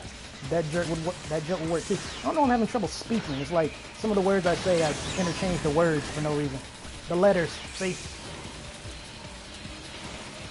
Okay, well. I was gonna wait for that one. And that's another reason why I said if you get the charge shot early, it'll help out a lot. Charge shot on its own is enough to kill these things. Ow. Guess I was too close.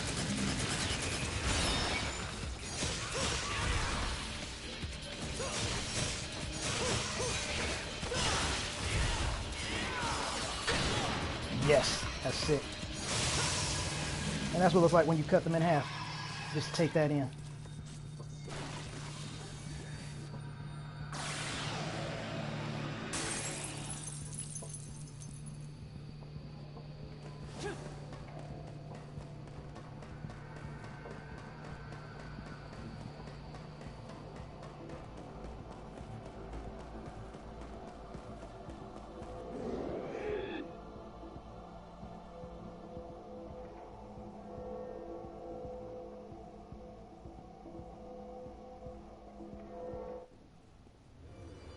Oh, this is pretty cool too. I actually like this room.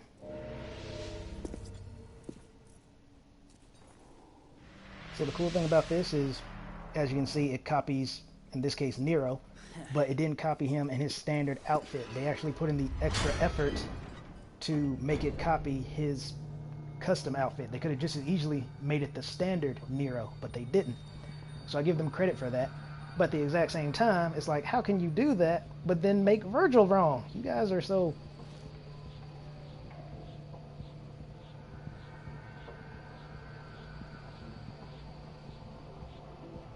So basically saying to attack this thing right here, the die, even. And whatever it rolls, that's how far I move, and each color does something different. Like the blue one gives you a reward. I actually usually don't get this. It's actually pretty uncommon for me to get it, but you open these chests, and if you get lucky, you find the most. Huh. Now that I didn't know. I didn't know you could actually get something like that out of them. I never do that well. My RNG is virtually non-existent.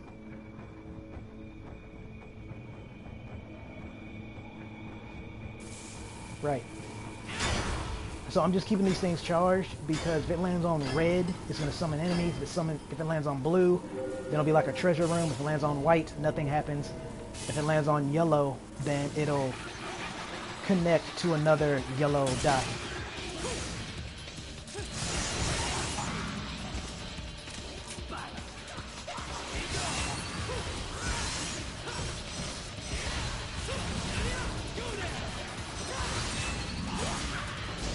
Oh, that was close.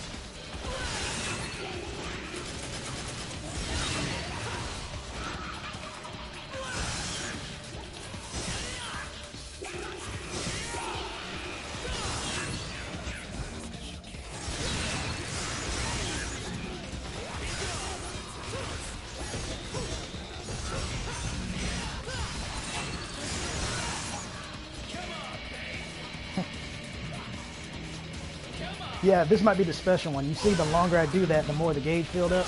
That might be the one I'm thinking of.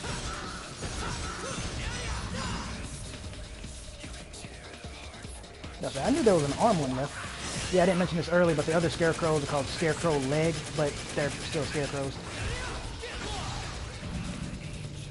What'd you say?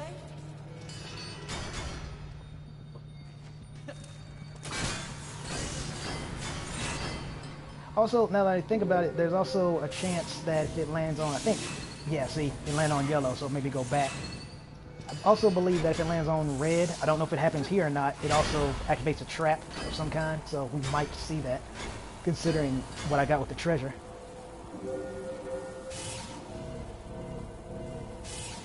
The only downside is, yeah, it's almost like it happened solely because I said it. Funnily enough, last time I was here, this didn't happen, so I wasn't sure if it actually would, but yeah, this also happens if you land on red. So just avoid them. Not difficult. Just time consuming, and speaking of time, that's probably the one thing I don't like about this room. I find it fun, I think it's an interesting concept, but depending on your RNG, you can be in this room for a good long minute, depending on if you get like on the yellow circles, and they're the yellow circles that tell you to go back.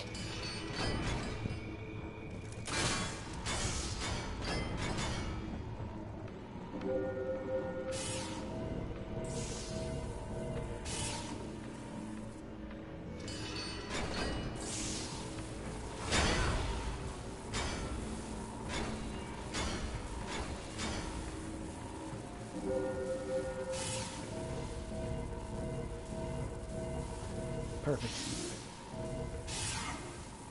It's weird how, now that I'm saying things, things are happening. I swear, this never happens to me. I don't know why it is. I'm kind of scared. I'm used to my luck being bad, so when I say things and they start to happen, can't help but feel a little concerned.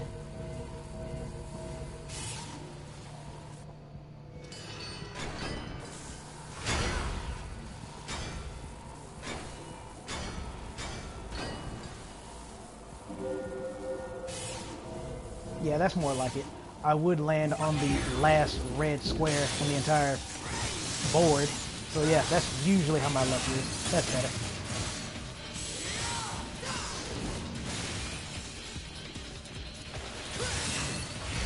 No, you don't. You can also stop them from doing that cocoon if you recognize the animation for it. Ooh, smack that. Nice. Oh, got it again. Ah, wasted it though. Huh. I wonder if they made that easier too. Because I have not been practicing the max act. I literally just bought it and already got it twice. But then again, the streak is pretty easy to time.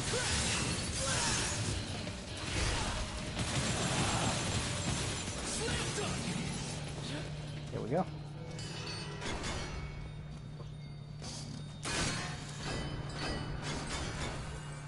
I just knew it would be a 6 just because it was the last spot. So I'm actually surprised it wasn't. So there we go.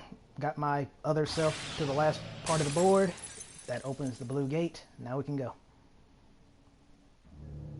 Removes the blue gate, rather.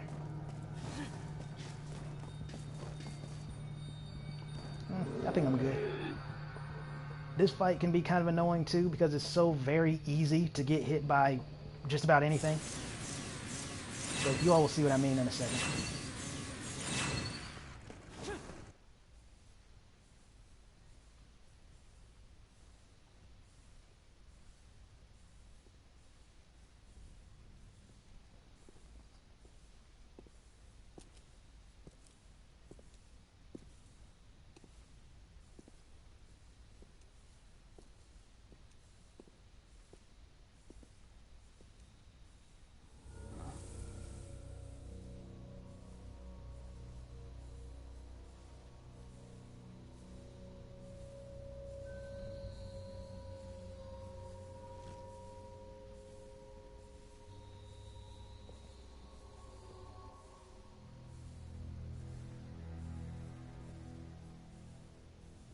So, you've come. Just as I'd expected. Huh. Who the hell are you? I am Agnus. Working in secrecy. Very few are privy to my existence. Funny. To figure an order official out for a stroll in a hellhole kind of place like this. Hellhole? Watch your words! Just as foul-mouthed as I had heard the written true, as were the new ones concerning your demise. Don't you think that's a little harsh? Killing me because of the way I talk?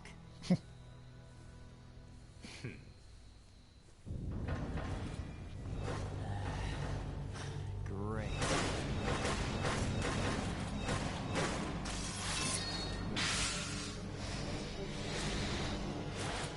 More demons. This is all Kratos' doing. It was Kratos who ordered you to follow the Dante. It was Kratos who brought you here. Dante?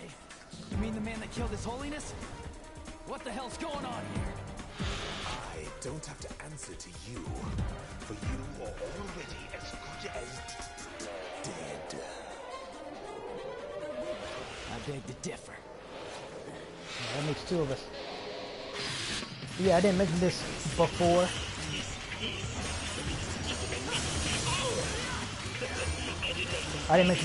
But the last boss I fought, Bale or Dagon or whatever that thing was, it has a very odd theme. Like, it doesn't fit at all. Yeah, that's what I was talking about. Super easy to get hit in this fight.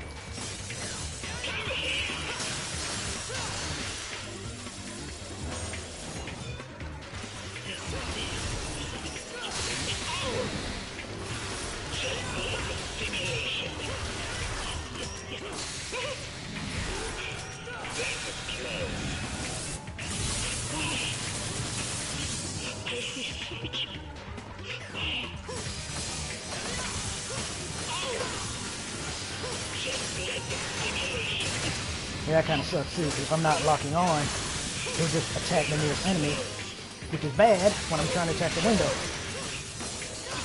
So it's kind of hard to lock on when I'm charging up.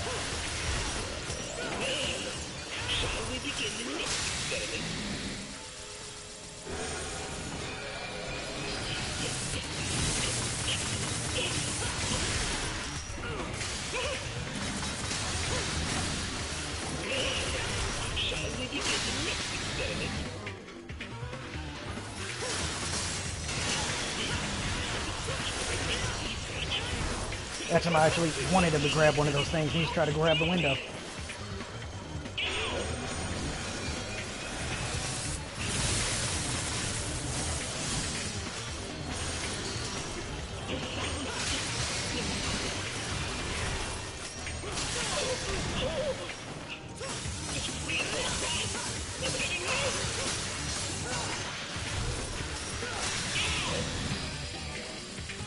I don't know what that was like a JoJo pose. Did you guys see that?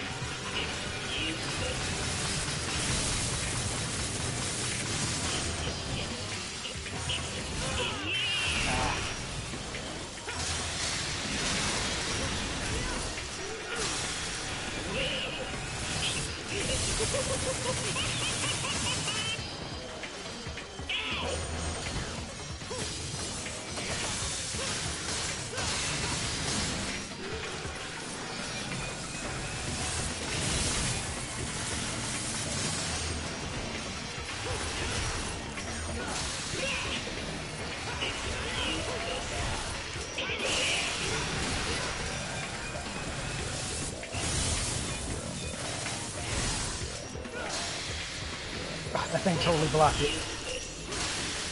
So did that. There you. There we go.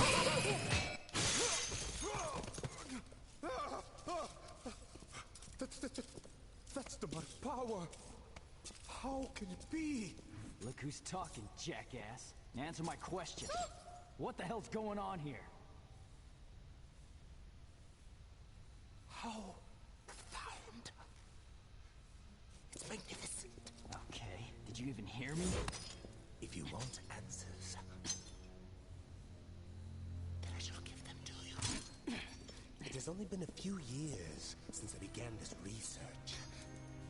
Could we isolate and bind demonic power? It could enable us to conquer the world. And that is the wish of His Holiness. What a crock. And you may as well ditch the efforts, pal, because His Holiness is dead.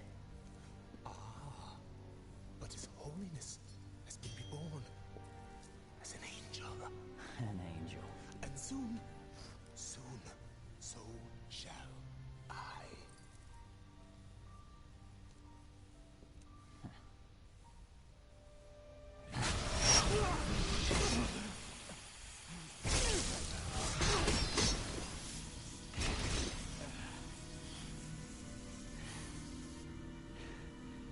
See, but just a small fraction of my research has yielded. Look how beautiful this white armor stands. You have no idea the hardship to make just one armor come to life. I had to capture and control countless demons to harness their souls. Summoning them alone was almost an insurmountable task. Summoning? So it was you who made the gate. Yes, yes, the Hellgate. I created it merely as a reference and substitution for the real gate. But after utilizing an extremely powerful devil's arm, The Yamato. it proved sufficient. What the hell are you talking about? You should rest.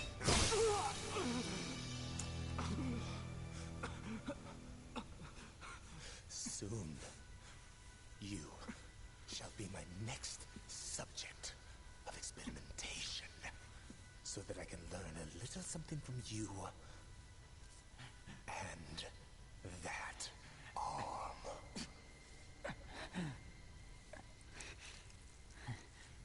Never.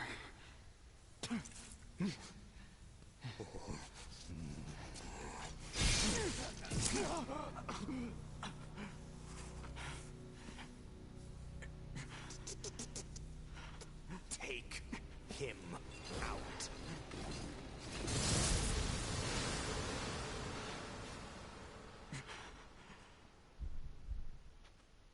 Gideon, run! Gideon! Gideon!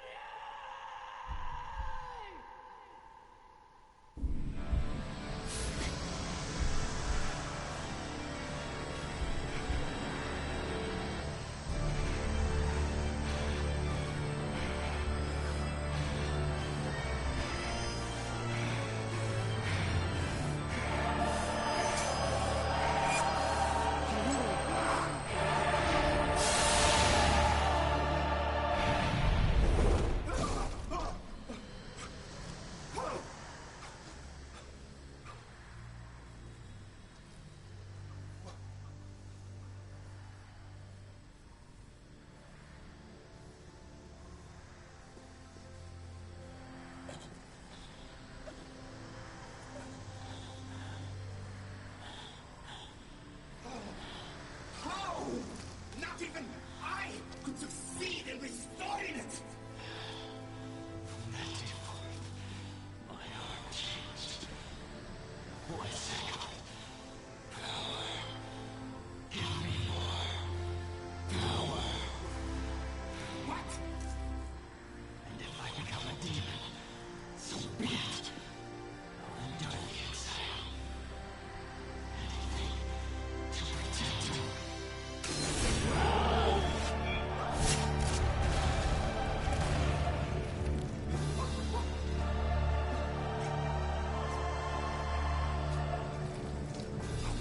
This is preposterous! Preposterous!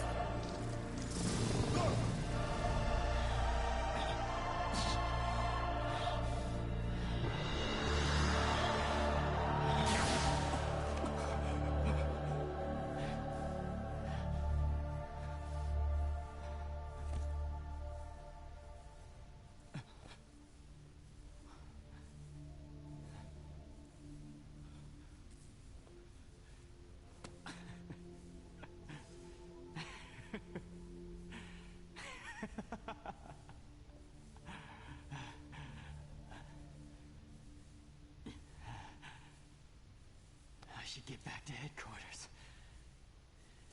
If what Agnew said is true, Kratos must have known something.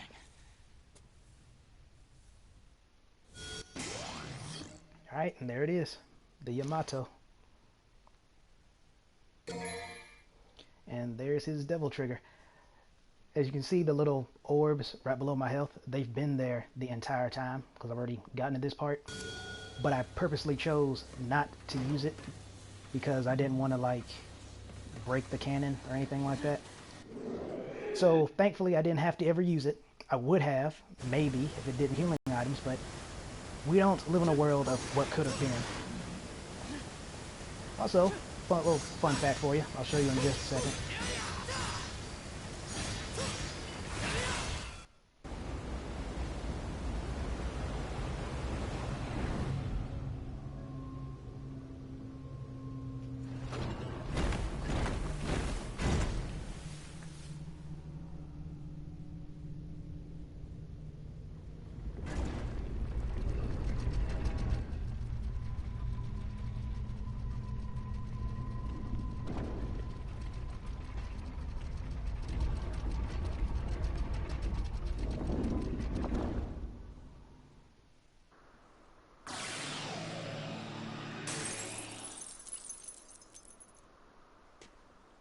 Alright, you saw when I destroyed those barrels, they just destroyed or shattered like normal. Well, if you shoot them, they actually explode. So again, I like how they have those small touches, but then they mess up on some of the bigger things. So it's just mind-boggling almost. Also, there will be a blue orb fragment out there. What you want to do is, well, what I'd do rather is I use Streak to make Nero do a really long jump. I was able to get it on my first try, thankfully, last time I did it. But that's how I go for it. I don't know if there's a better way, but that's what I do. All you have to do is line yourself up and use Streak, and he'll do the jump himself, and if you're lined up right, he will touch it.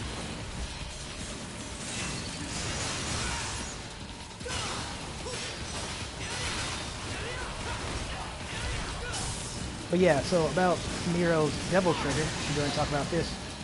Someone earlier in the chat room asked me if I believe Nero will have his Devil Trigger in Devil May Cry 5. I told him, yes, I believe so, because again, the arm isn't where he gets the demonic power from. It's already in his blood.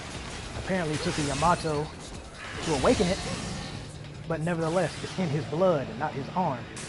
That being the case, in addition to Nero being my favorite character, is how, again, the power of love. I like how they make that a theme without making it corny. And then second is his Devil Trigger is the most unique so far, because it's more like a astral projection, but it can still interact with the physical world. And I'll show you all in just a second. For example, here, just watch. When I do the normal buster on this thing like that, that is what happens. But if I do Devil Trigger, he actually rides it, causing it to do more damage. So when you use the buster, it actually changes, not just with the enemy, but depending on if you're in Devil Trigger or not. So I think that's pretty neat. But yeah, how his is more like a phantom that mimics what Nero does. And I like that more than Dante's and Virgil's, because Dante's and Virgil's I didn't really like because they seemed to change with their equipment. They didn't really have a static form, so I didn't like that. But what Dante looks like when he's just using the Rebellion, and what Virgil looks like when he's just using the Yamato or the Yamato and the Force Edge, they look fine. I actually like how their demon forms look when they're fighting like that. But Nero's is static, so it already gets a point in my book. And then secondly, like I said, it's the most unique so far because of how it is, and I really like that. I don't know if it's because it's unique to Nero alone, or one theory is that Nero's Devil Trigger hasn't matured yet, so that's why it looks the way it does. And I disagree with that, because by that standard, Dante's from Devil May Cry 3 should have had an astral projection instead of an actual Devil Trigger. He went straight into it, full body transformation. Nero did not. So it makes me believe that this is the quote-unquote final form of his Devil Trigger. It just works this way because Nero has... Oh, that was super cheap. It just works that way because Nero has unique... what's the one I'm looking for here? Genetics. Because he is 1/3 demon, thanks to his father, and then of course his human mother, as well as the strange arm that he had from some kind of incident. They actually mention what it is, it's just I don't remember. They don't tell you in game, so that's just what I'm going by. Ah, man, I'm messing up. See, this is why I usually don't talk when I fight. I'm not good at multitasking. But yeah, I really like Nero's Devil Trigger more than Dante's and Virgil's. Oh, and also how his human body looks when he's doing it. And I'll show you in just a second.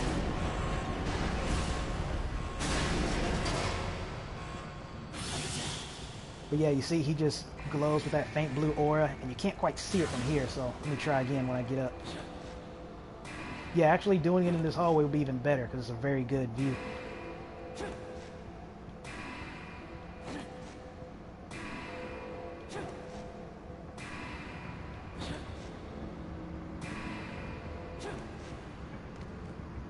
Okay. You see, the blue aura, that uppercut actually does do damage, and you probably can't see it, but his eyes are actually red. My health is going up. You see the phantom actually appears as I attack. And there's this.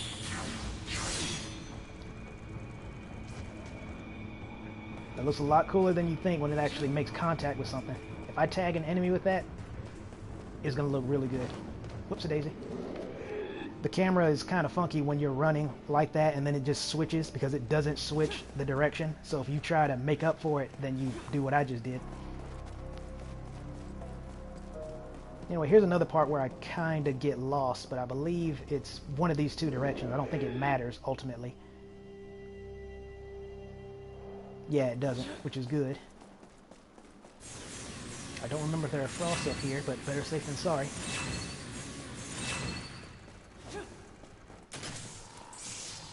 Yeah, there is.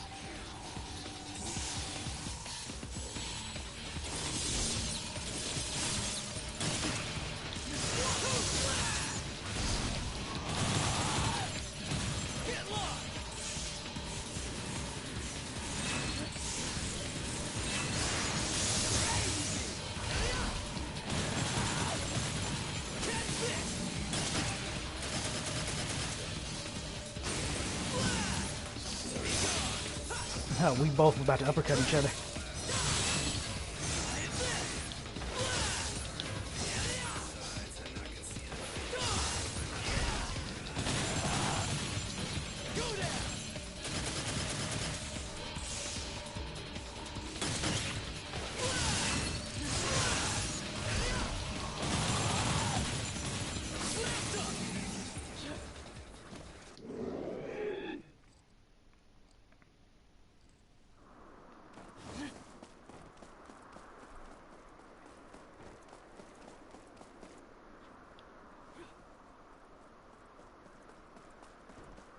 Yeah, we're finally out of that frozen place. And you will not believe how fast the climate is about to change. And yeah, it happened again. It changed camera, so it messed up my direction.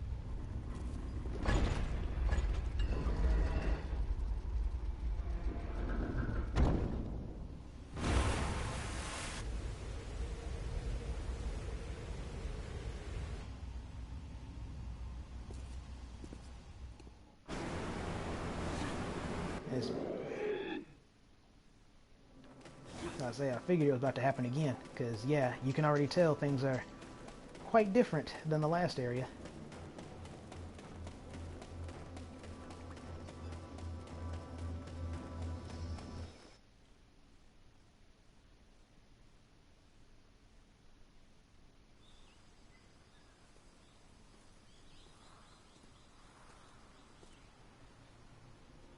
A forest?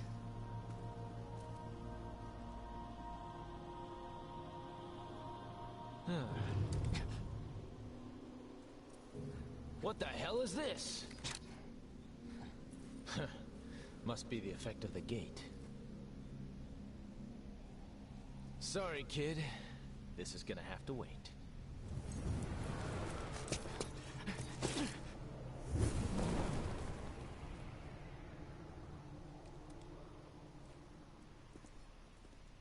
How much could he really know?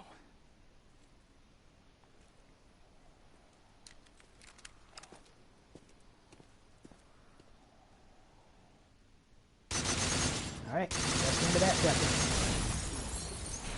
Yeah, what a cool screenshot. His armor looks kind of weird though.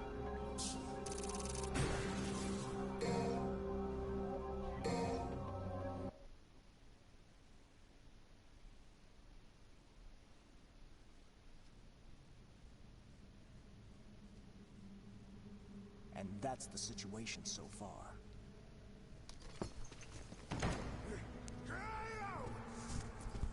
You knew it all along!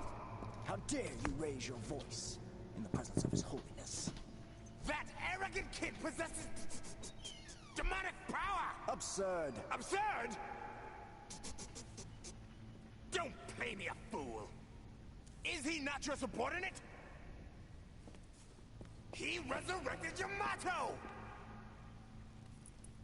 It's your fault! It's your responsibility! Kratos, Yes, Your Holiness.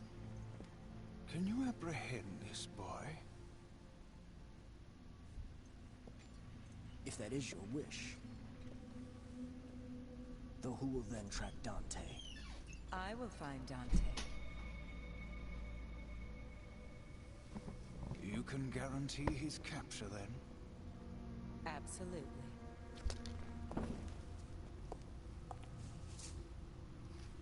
It's good to see Your Holiness has recovered.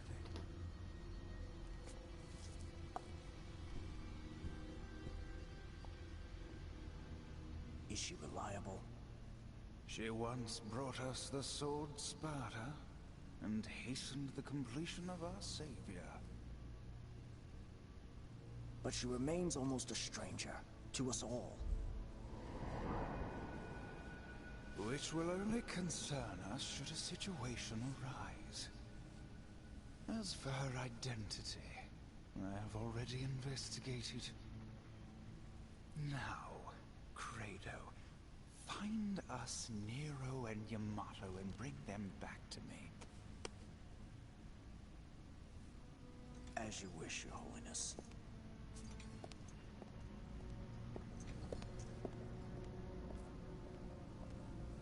That menace, Nero, appears to be quite close to Credo's sister, Kyrie. More than once, he called out her name.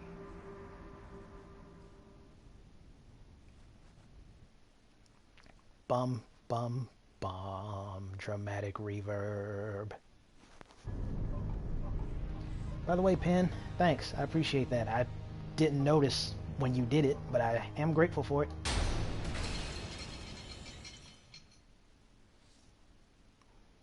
So we're going to encounter quite a few new enemies here, as you can probably guess, considering how radically different the temperature is here. Speaking of temperatures, you would think Nero wouldn't need a scarf in a forest, but then you also immediately realize he's obviously not wearing it for warmth. He would just wear a turtleneck if that was the case. It's just to look cool, and it's fulfilling its purpose, so there's no reason to complain about it. I'm not sure, but I think there might have been some holy water somewhere over here. If there was, I already got it. But yeah, those are the enemies down there. I was going to try to jump off, but he wouldn't do it. I forgot what these things are called. I think chimeras. And yeah, you can just do that. Just literally rip them apart. And that solves the issue immediately. But obviously, to be so weak, you know there has to be some kind of gimmick behind them, right?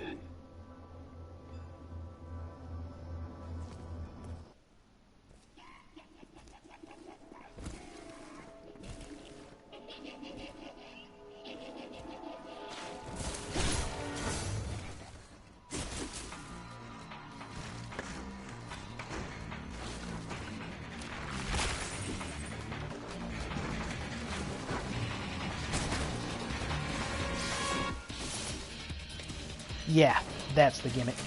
So what they do is they attach themselves to enemies, usually scarecrows, and yeah, that happens. So I can't really get close to them.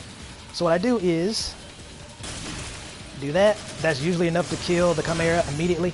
I think it comes back to life if you take too long. I'm not sure.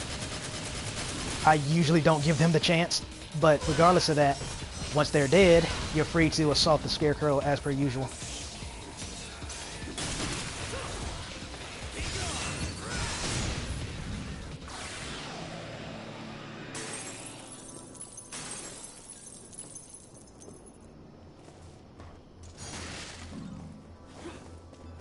So if you were wondering, you can break this glass, but there's very little reason to do it, and I'll show you why in a second.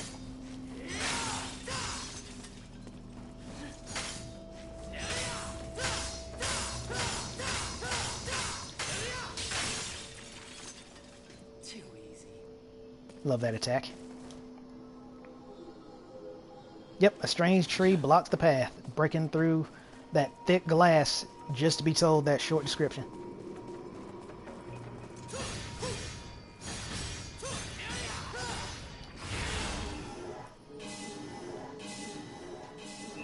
Yeah, thankfully, here's what I was talking about earlier when I said he doesn't sprint on certain platforms.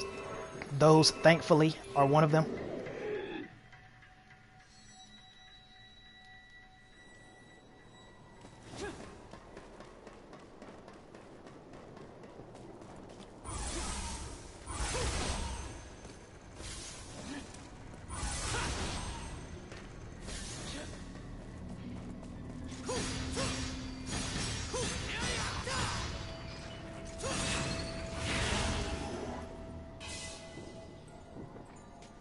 So there is actually a pretty fast... Oh, yeah, stupid camera.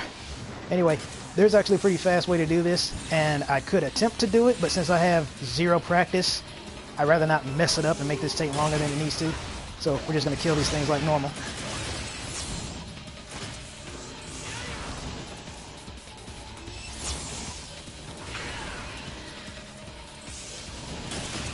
Ah, that's lame.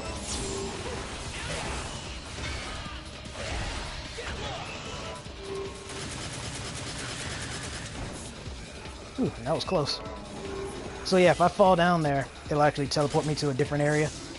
And if they fall down there, they immediately get their cloak back, so you can't kill them just by knocking them off. You actually make it worse. See, that was close, and it was super cheap. I've got something special in mind for you. So this is what happens when you do the Buster to a normal-esque enemy. Instead of slamming them once, he'll do it 3 times.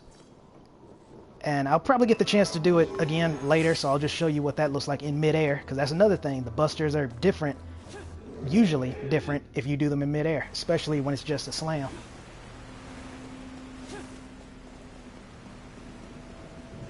Also, it's also worth noting, if you care enough, there's these, well, you probably don't know what they are at first. You might think they're seeds, and I guess that's not technically wrong.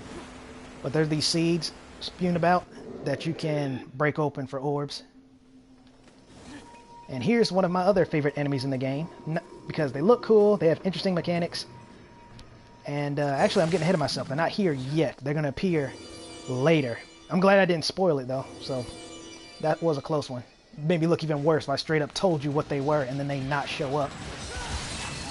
But yeah, the cutscene was not limited, or rather, the chimeras were not limited just to that cutscene, because you see they're here, and they will try to infest the scarecrows in-game if I don't hurry up. Yeah, one up there is doing it right now.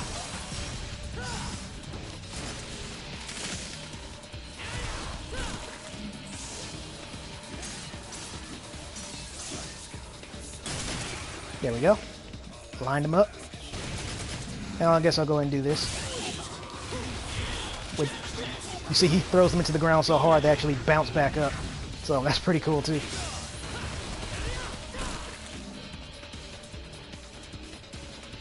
Yeah, I say, I'm pretty sure I was missing a chimera, and unfortunately a chimera and a scarecrow. Also, just so you know, in case it tries it, because I think it might, is that the scarecrows, the chimeras cannot infest a scarecrow that already has a chimera stuck to it. It won't do anything.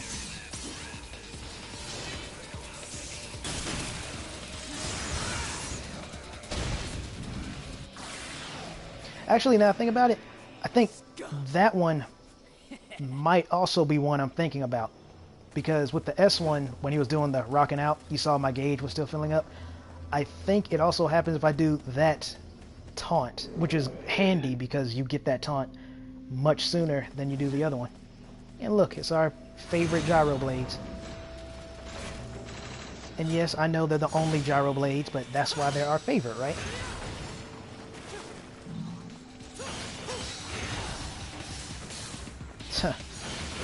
Apparently I'm not their favorite.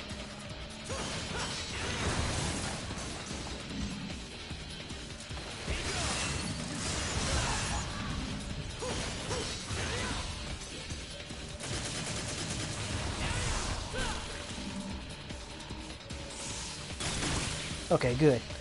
So, charge shot 2, nice. Yep, and that's another reason why I love playing as Nero. Okay, yeah, so charge shot 2 minimum is enough to break the chimera.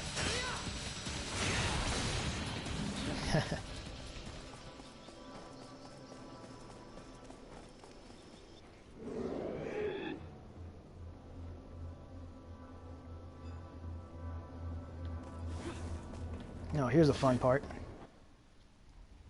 You know how I love my angles as they change when I run.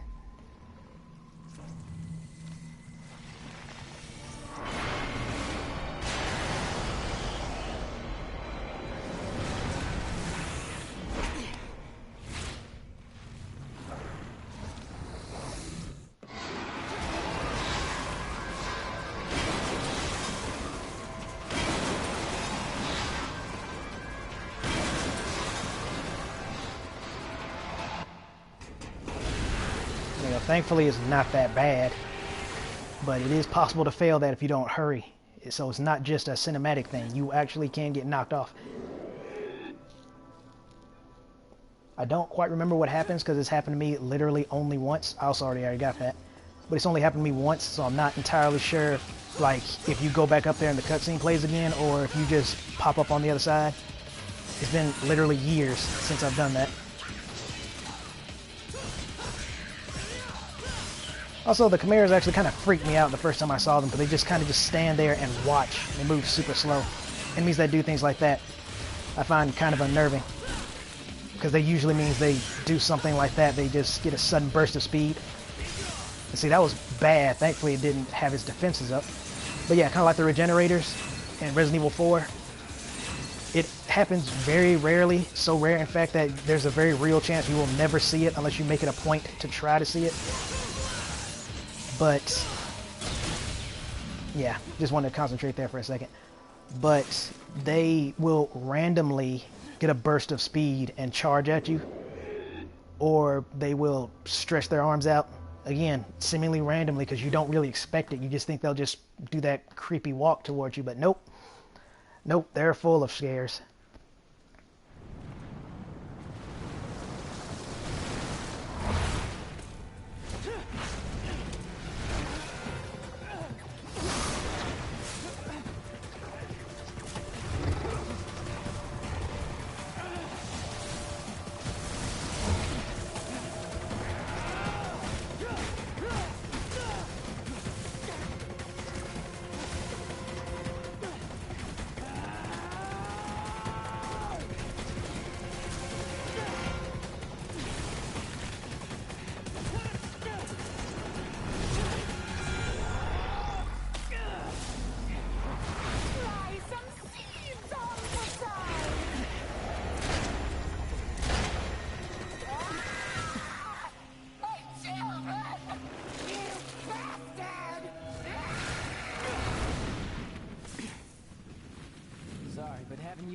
More than enough.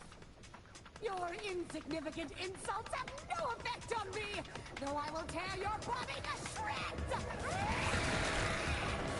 shreds! Yeah, so this is Echidna. Interesting thing about her is that she technically has like 4 different busters you can do to her.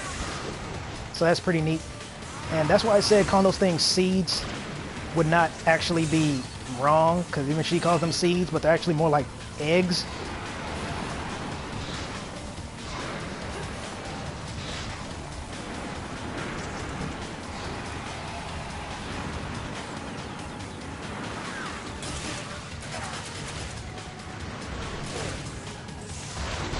But yeah, so here's one buster. Whoop, missed it.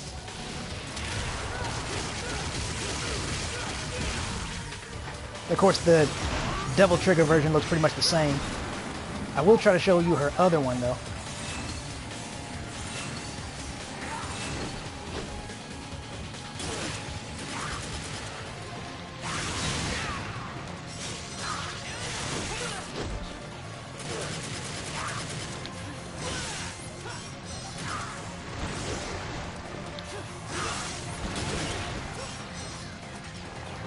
That's also something that kind of weird happens when Nero's fighting in the air.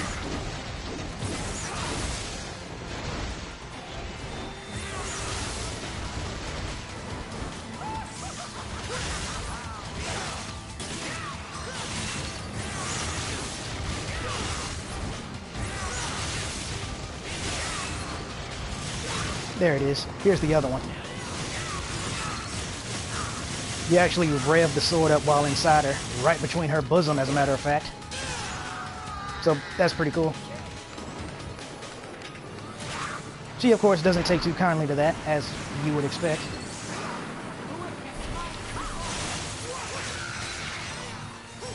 But yeah, that's what I mean. You see, I was hitting her, but then all of a sudden I wasn't. So it kind of sucks when that happens. Ouch.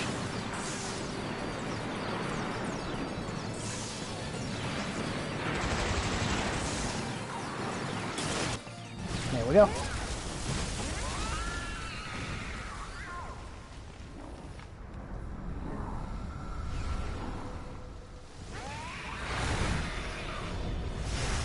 Don't even think about it.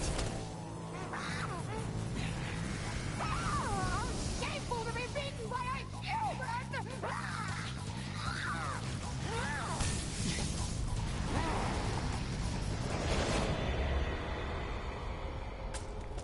Hey, don't step up if you're not gonna put up a decent fight. Didn't your mom ever tell you not to litter?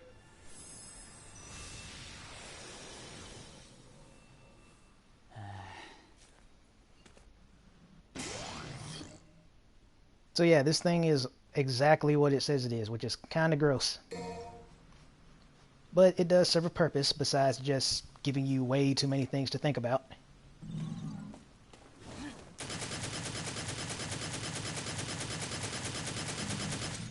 Yeah, there's also more of those seeds spewing about. Like I said, I'd rather just... kind of hard to line it up, though, if you have no idea where you're aiming. I'd rather just shoot them than actually run all the way over there. Much more convenient. And those might be too far. Or I must just missed. Either way.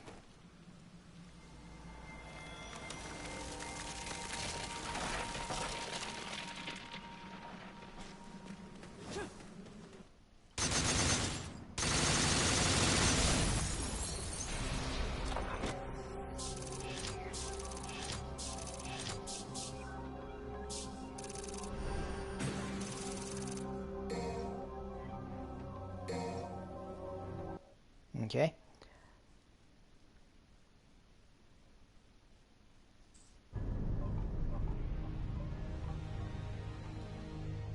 Hey Hunter, welcome to the stream. Unfortunately, I don't speak Spanish.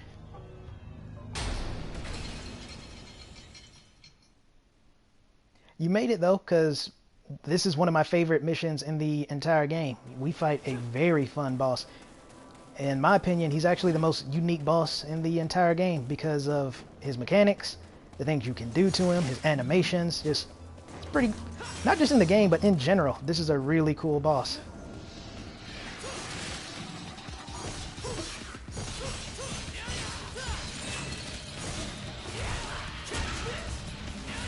That's also a good example of that.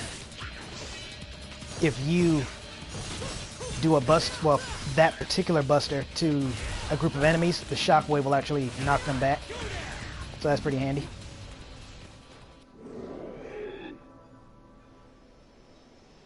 Oh, sorry. I'm an ignorant American. I don't know too many languages. No, I don't speak Portuguese. I only know English. I study Latin, but I don't speak Latin. But my point is, I only really speak English fluently.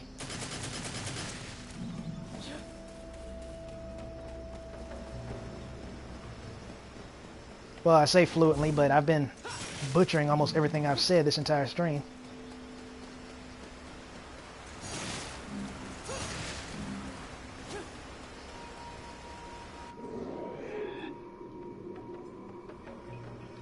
Okay, here's where they come from. These are another group of my favorite enemies in the game.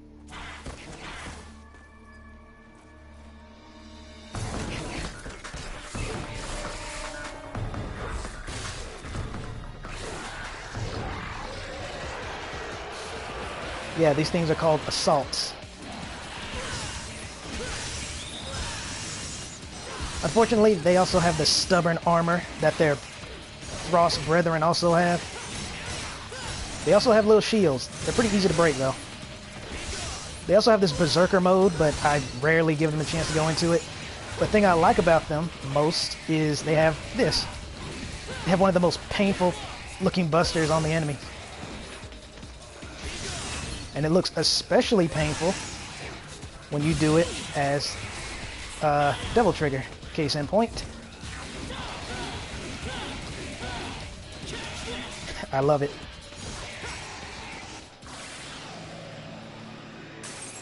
It's okay. I mean, I understood what you just said there, and I understood your question about me not speaking Portuguese. It's alright, you don't have to write an entire essay.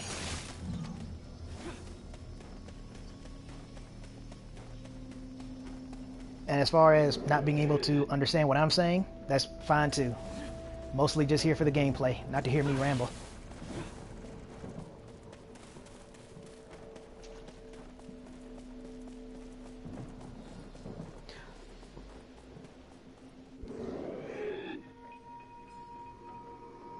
Yeah, I've never even heard of that language. Oh yeah, assaults are here too. So aside from just roaring like that, they also do that. They can shoot their claws at you like spikes and then regenerate them shortly after. Like I said before, they have a berserk mode. I really don't remember what it does because I rarely see it. Dante Must Die mode, I'll probably see it a bit more often. Also, let me show you something else I really like to do when I'm fighting assaults in this particular room.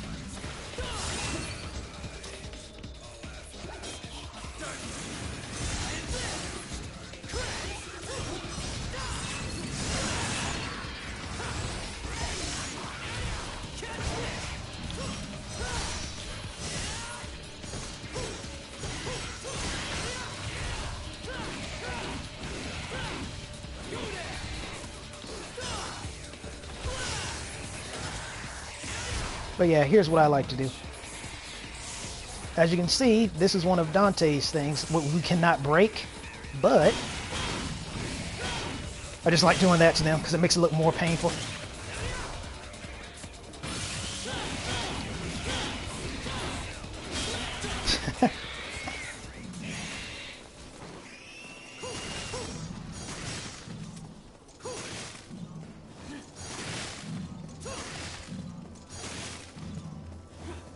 Nope, never heard of that language either.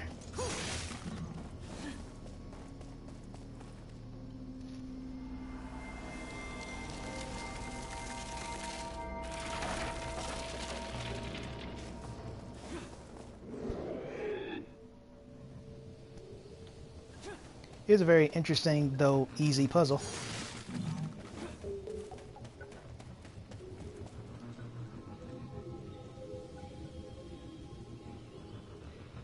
I kind of don't like how they have white text on this white background, but it's not that bad. It is actually readable. Just kind of silly. So yeah, basically just head towards the light, and since a shadow is being cast in this direction, then obviously the light, the real sun, is coming from this direction.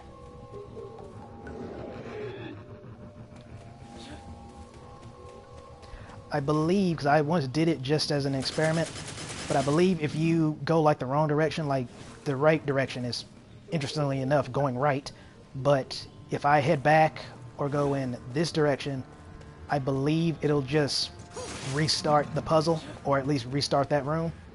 But if you go to the shadowed path, the actual direction the shadow is in, I believe it also takes you to the, I want to call it the underworld, but that's not what it actually is. It's called the Ruined Land. It's basically just really dark and shadowy, and there's infested scarecrows in there.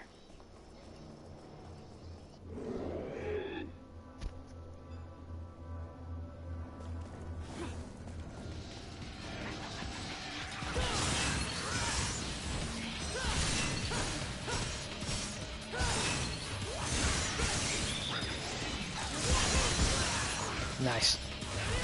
Like I said, the Buster can also, yeah, hit other enemies, so that's pretty cool too. And that one, I wouldn't call that the Berserk state, not yet. They have that form up, but yeah, and then it tried hitting me with his claws. Because they do this roar, and I don't remember what happens beyond that. It's been way too long.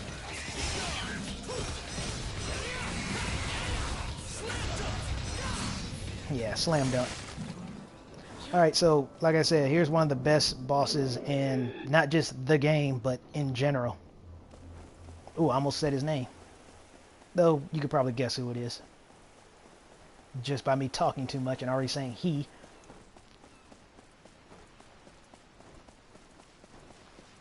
And it's good, too, because my phone is at 7%.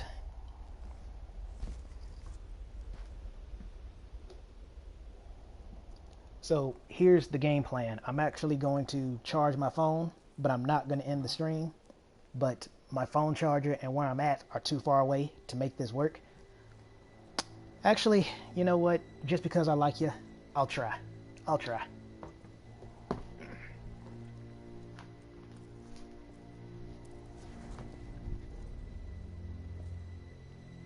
There we go. See, the thing is, I was in my gaming chair, and now that I'm not, it's going to be a little harder for me to play, but it should be fine. Well, then let me ask you this. What exactly is the Order after? And who the hell is Dante? You do not demand answers from me!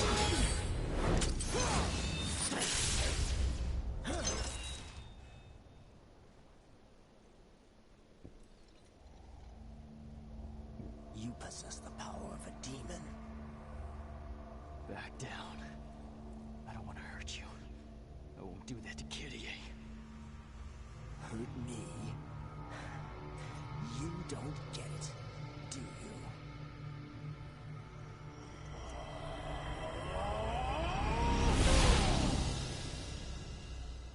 You too.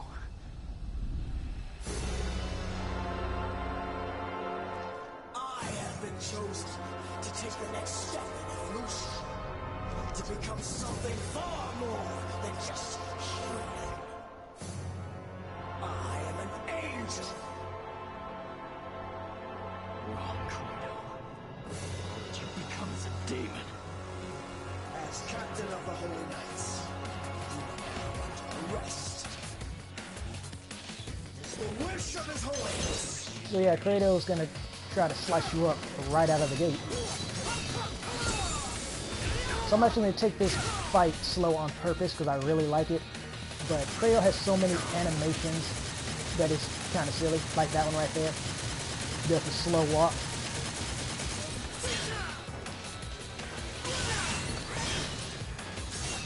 And yeah, things like that. He'll actually make a point to counter you.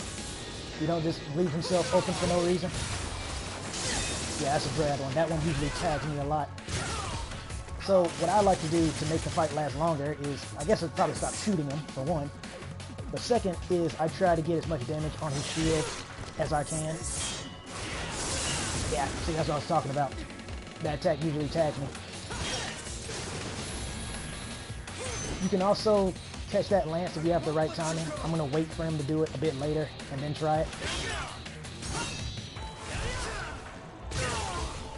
But yeah, his shield is now red, and here's one of those animations when he does that. I think that's a real cool touch. Yeah, I'd rather not do it when they're that close. There we go. And that's what happens if you do it right.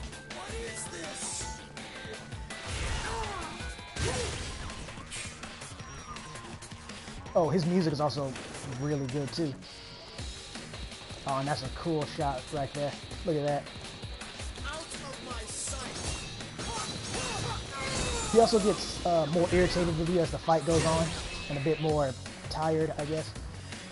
Also, he has a really good buster animation.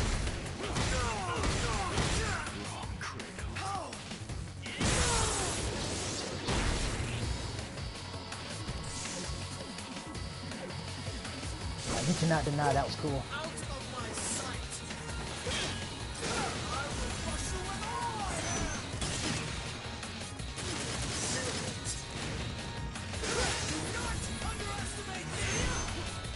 Man, that was almost too early.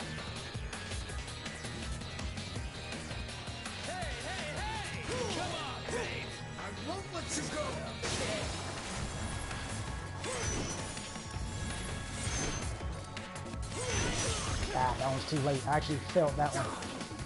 Not just because it hit me, but because I had my finger on two buttons instead of the one.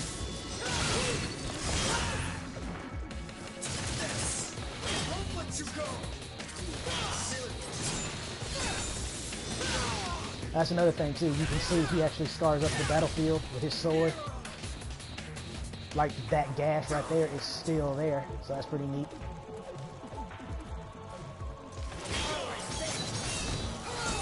And then of course that one right there. That's what I'm saying. They put a lot of work into Kratos' fight. I gotta respect them for that.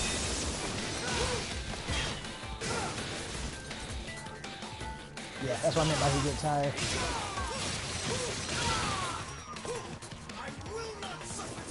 And see, he's walking differently, so that's real cool too.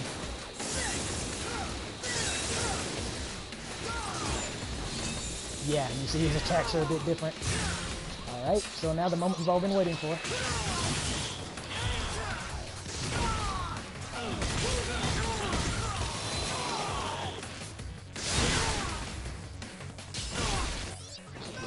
Yeah.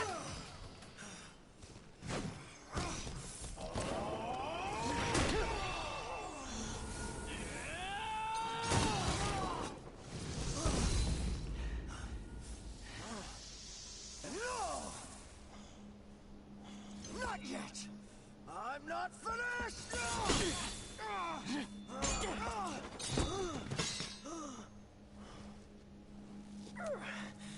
Your strength is increased.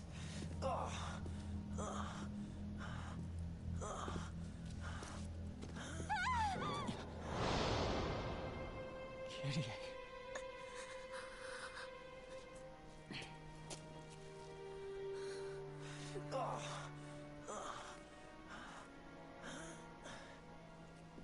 No, wait. This isn't what you think. Why? Why did you do this?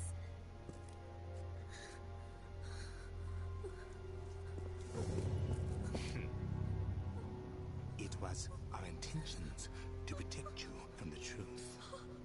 Nero is a demon. You son of a... Nero! Not to worry. I have no intentions of harming her. Yet. Though, it would appear your attachment extends beyond friendship. She has nothing to do with this. Let her go! Agnus! How dare you use my sister? This is my fight, and I will finish it. Let her go. His Holiness predicted your defeat, and so ordered that your sister be utilized. What?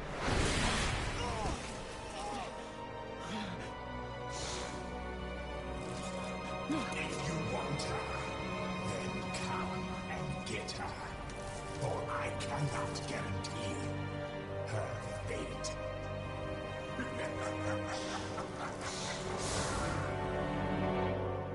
His Holiness. Use Kyrie. Where is he taking her? Back to headquarters? I'd assume so. Nero, we must set aside this battle until I find out the truth of this.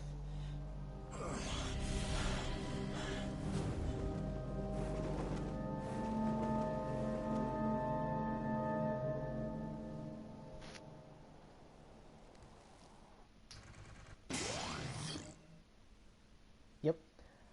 So Kratos' shield actually, how can I explain it? It's a shield, but not the convenient way. Or not the convenient, but the traditional way.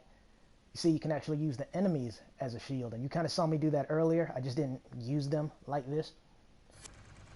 So that's pretty cool. Also, because of how we kind of hit a climax as far as the story has gone so far. So with that in mind, I'm actually going to end this. But before I do that, I'm going to have to go in here.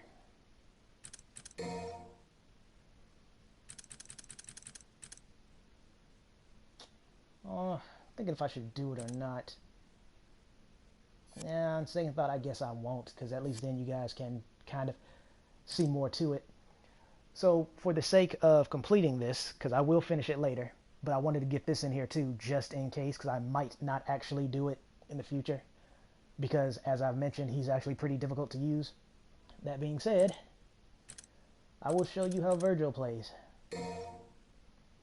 These are his two outfits. You have classic Virgil, and I'm using the biggest quotation marks in the world when I say classic, because he really isn't.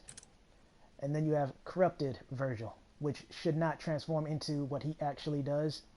But we're not here to talk about that. We're doing classic Virgil.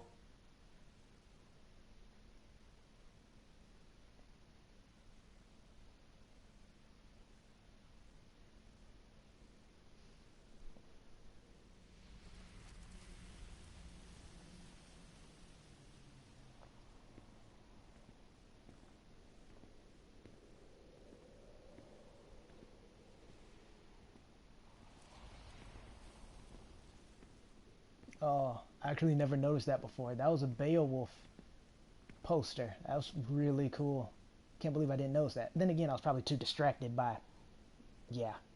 But yeah, that was a Beowulf poster. Those of you who played Devil May Cry 3, hey look, and that kind of looks like the other one. Nirvana? No, that doesn't sound right. The Order of the Sword, huh?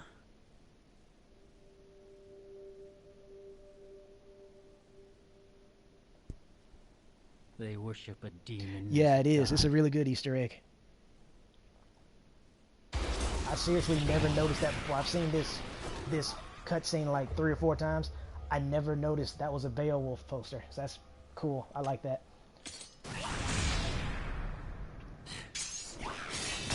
But yeah,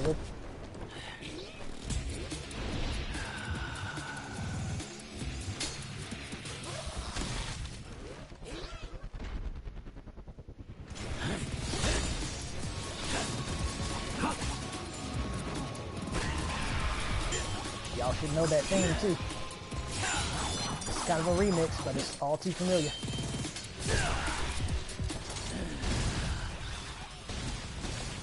And then let's not forget our favorite part.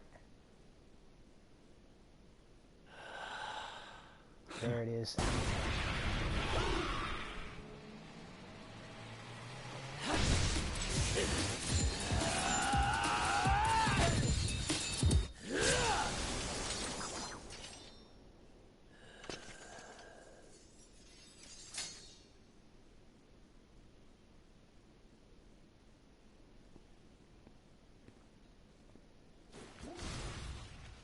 Just what are your true intentions?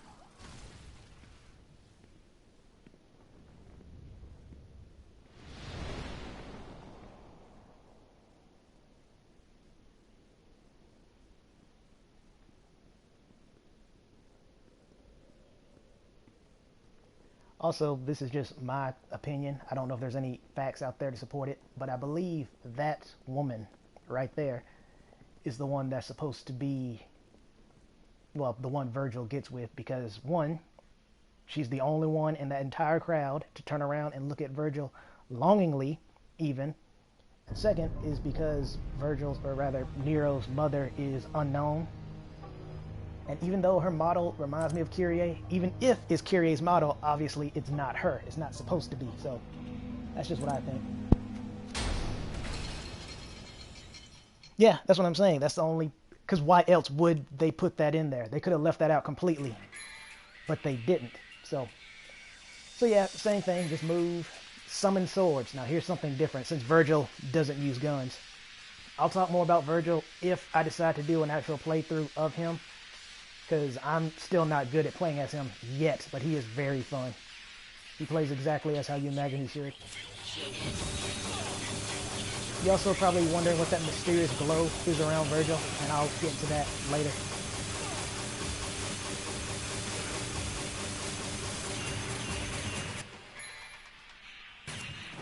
Okay, I had to make sure my jump was still where I wanted it to. So one of the immediate things to make Virgil more difficult to use is that he does not have a true, he does not have a true double jump. So if I mistime my jumps at all, and there's an attack incoming, it's just gonna hit me. There's almost nothing I can really do about it. Just go and break these while I'm over here.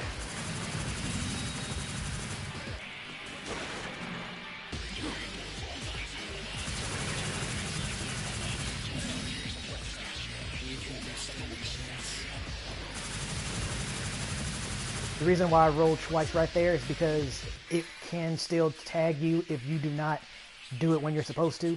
So even if I rolled early and was out of the way, Dante still might turn right back around and shoot me anyway. So that's why I did that twice.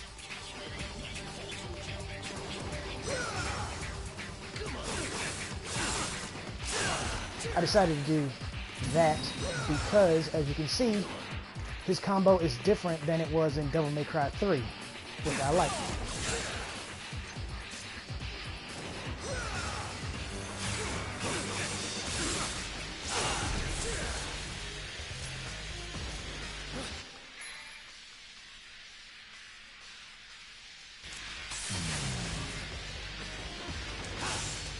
Also, interesting about Yamato is that it has longer range than you think it does.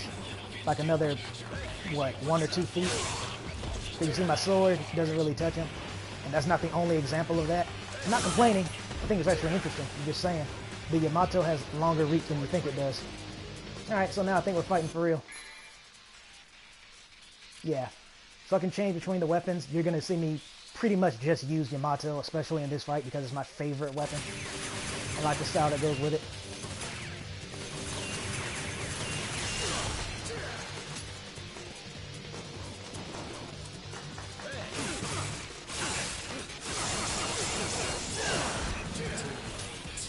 Yeah.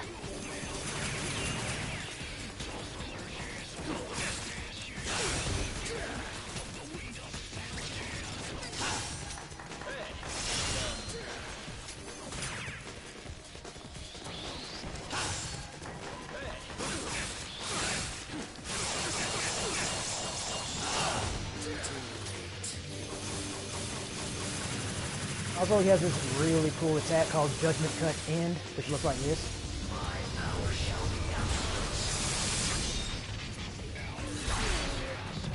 You think you stand a chance?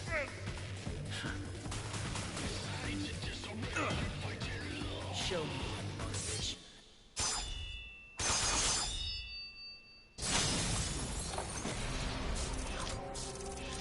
Yeah, since I was screwing around, my score is not all that good, but I was just trying to show off some of the things Virgil's capable of. Yeah, thank you.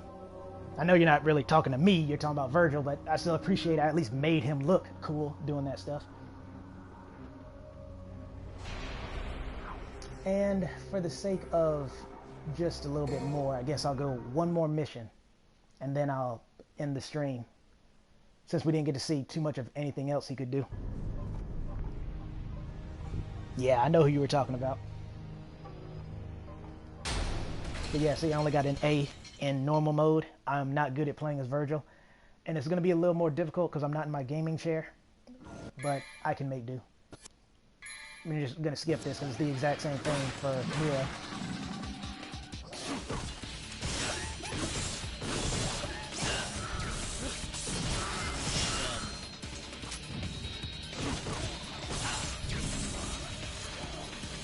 And you have to forgive me for doing that. I can't help but do it when he slowly sheaths his sword again.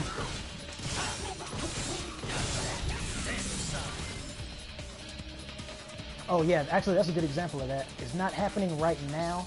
Oh, there it goes. Yeah, that blue bar around my health. You see when I do something like that, it actually fills up, but check this out. When I'm running, it actually goes down. This is what I was talking about. Virgil becomes weaker if you play like that. So you have to do things like this, move slowly, teleport. Don't waste your combo attacks. Like there's an enemy still here and I'm still attacking, the gauge will actually go down. So it's a balancing act. That can make it kind of difficult playing as him. It's still very fun. It's just, you got to get used to it, especially if you're just used to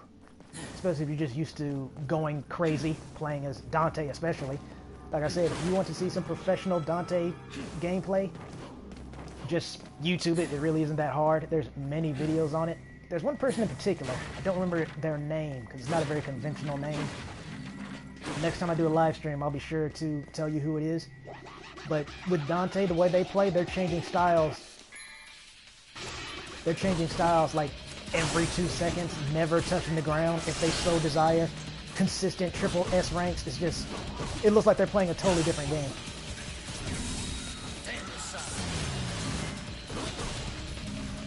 Yeah, see, if I had kept attacking right there, it actually would have brought the bar down.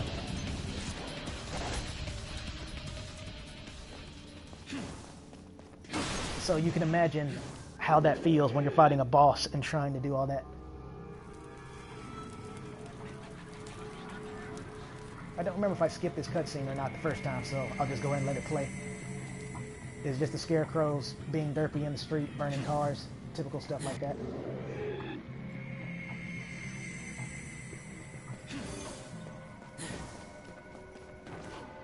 Also, Virgil, now that I didn't notice.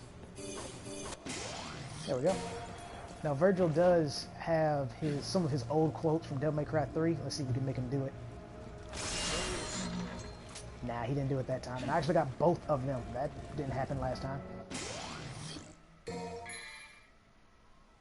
And that's pretty cool. It's called a Grim Trick for Virgil. The name actually changes. But yeah, I actually kind of like how they still have some nods to when he was in Devil May Cry 3. See if I can get it here. Nope.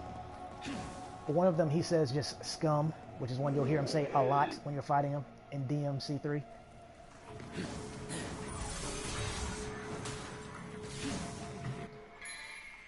And yeah, also, even though I got to that part, Virgil does not have the Devil Bringer, so he doesn't have a secret warning like Nero does.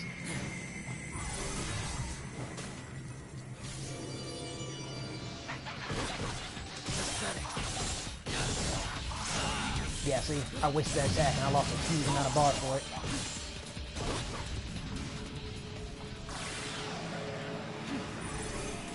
Oh, and if you think that's bad, get hit as Virgil. The bar pretty much disappears. Also, one of the things I like to do is that, followed by that. I don't know, it doesn't do a lot, but it just looks cool to me. Yeah, that too. Oh, I'm running.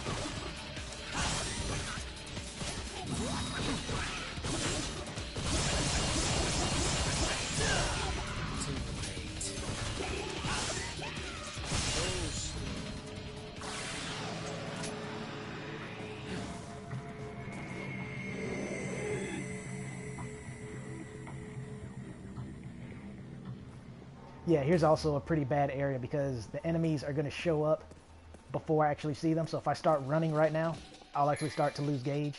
And there it is, concentration gauge. So yeah, and then they are demonstrating it. And yeah, look at that. Lost over half that bar just by getting hit once.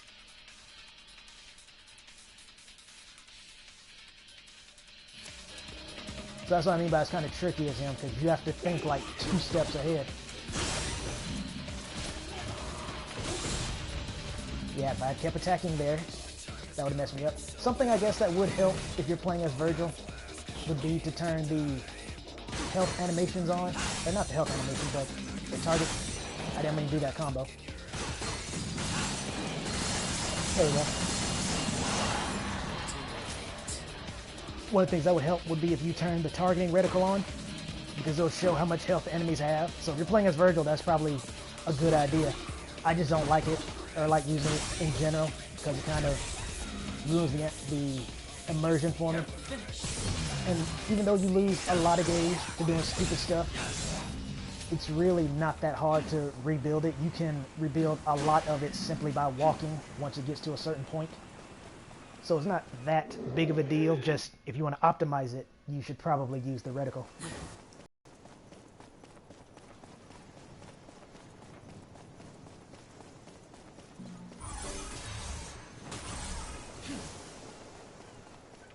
Also, I do kind of like how they do give Virgil his own little cutscenes. They're very basic, but it's better than, hey, what's Nero doing here? Oh, nope, it's Virgil. So, again, I like how they do small touches.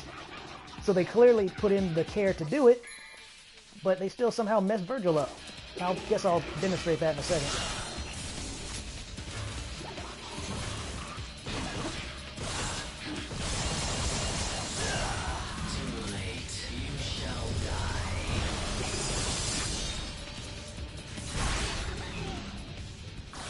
Right. So as I was saying, if you look closely, that's a very good view of it right there. Those are not the pants Virgil had on. I can kind of forgive him having shorter hair, barely. I can forgive that. But how could they get the pants that wrong? It doesn't even look better. I actually think it looks worse. But it is what it is.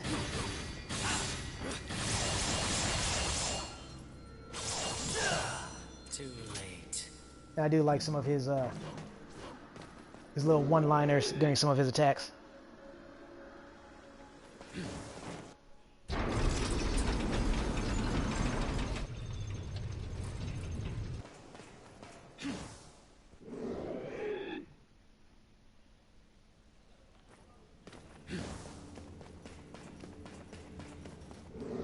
But as I've already demonstrated, he is very fun to use. And again, if you are into seeing some like crazy Dante gameplay, you should see some people who professionally know how to use Virgil.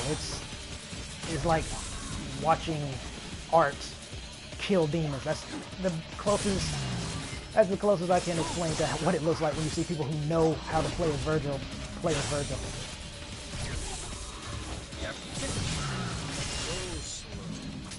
Cool. And that's also something you need to be cognizant of if you're playing as Virgil. Thankfully, I have this here to remind me, even though I already know about it. But if I were just to keep running, I would immediately start losing the gauge because there are enemies here now. So that's, again, something else you got to be mindful of.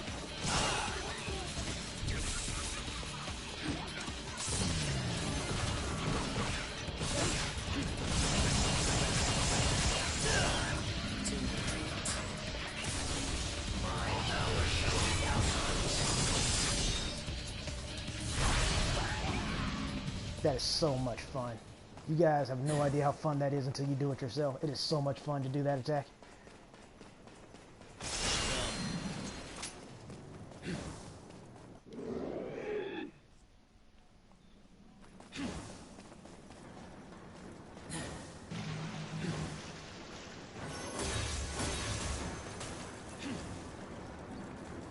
Again, I've already broken that as Virgil, so I'm not going to worry about it.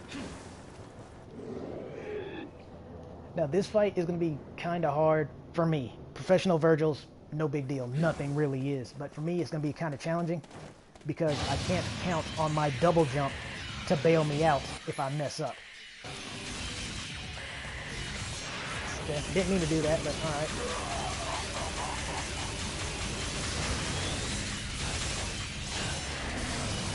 Yeah, see, if I had fallen right in the path of that sword, I would just have to deal with it.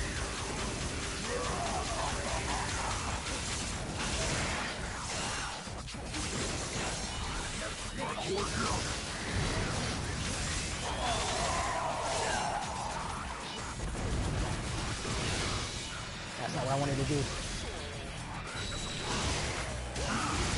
There we go.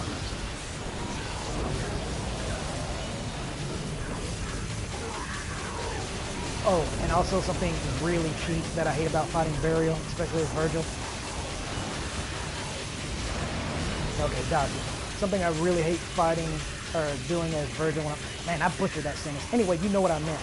Is that he has this one attack where he makes fire pillars appear from the ground. So when he does that, you have to run to get away from them. Otherwise, you're going to get hit. And of course, running butchers my gauge. So I really hate that. Okay, I guess I can use the judgment. I saw that coming. I was about to say, I guess I can use the judgment cut to substitute for a double jump.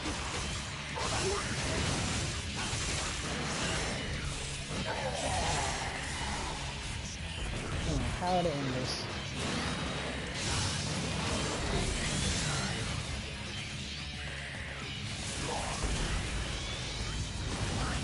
I was going to do judgment cut to him, but he wanted to be a bastard.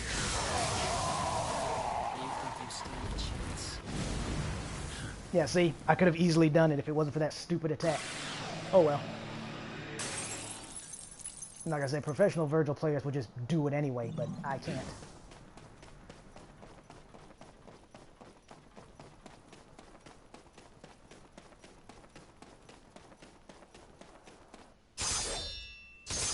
And yeah, I didn't mention it earlier because it was obvious, but when you're doing this Virgil, since he doesn't use guns, he slices up the screen, obviously with Yamato. So there you go. That's pretty much what Virgil does. I didn't show you everything, obviously. I might do it next time when I decide to do a live stream. And I do plan to finish this game on live stream because there are some people who somehow have still never seen it. But for right here, right now, that's going to be all.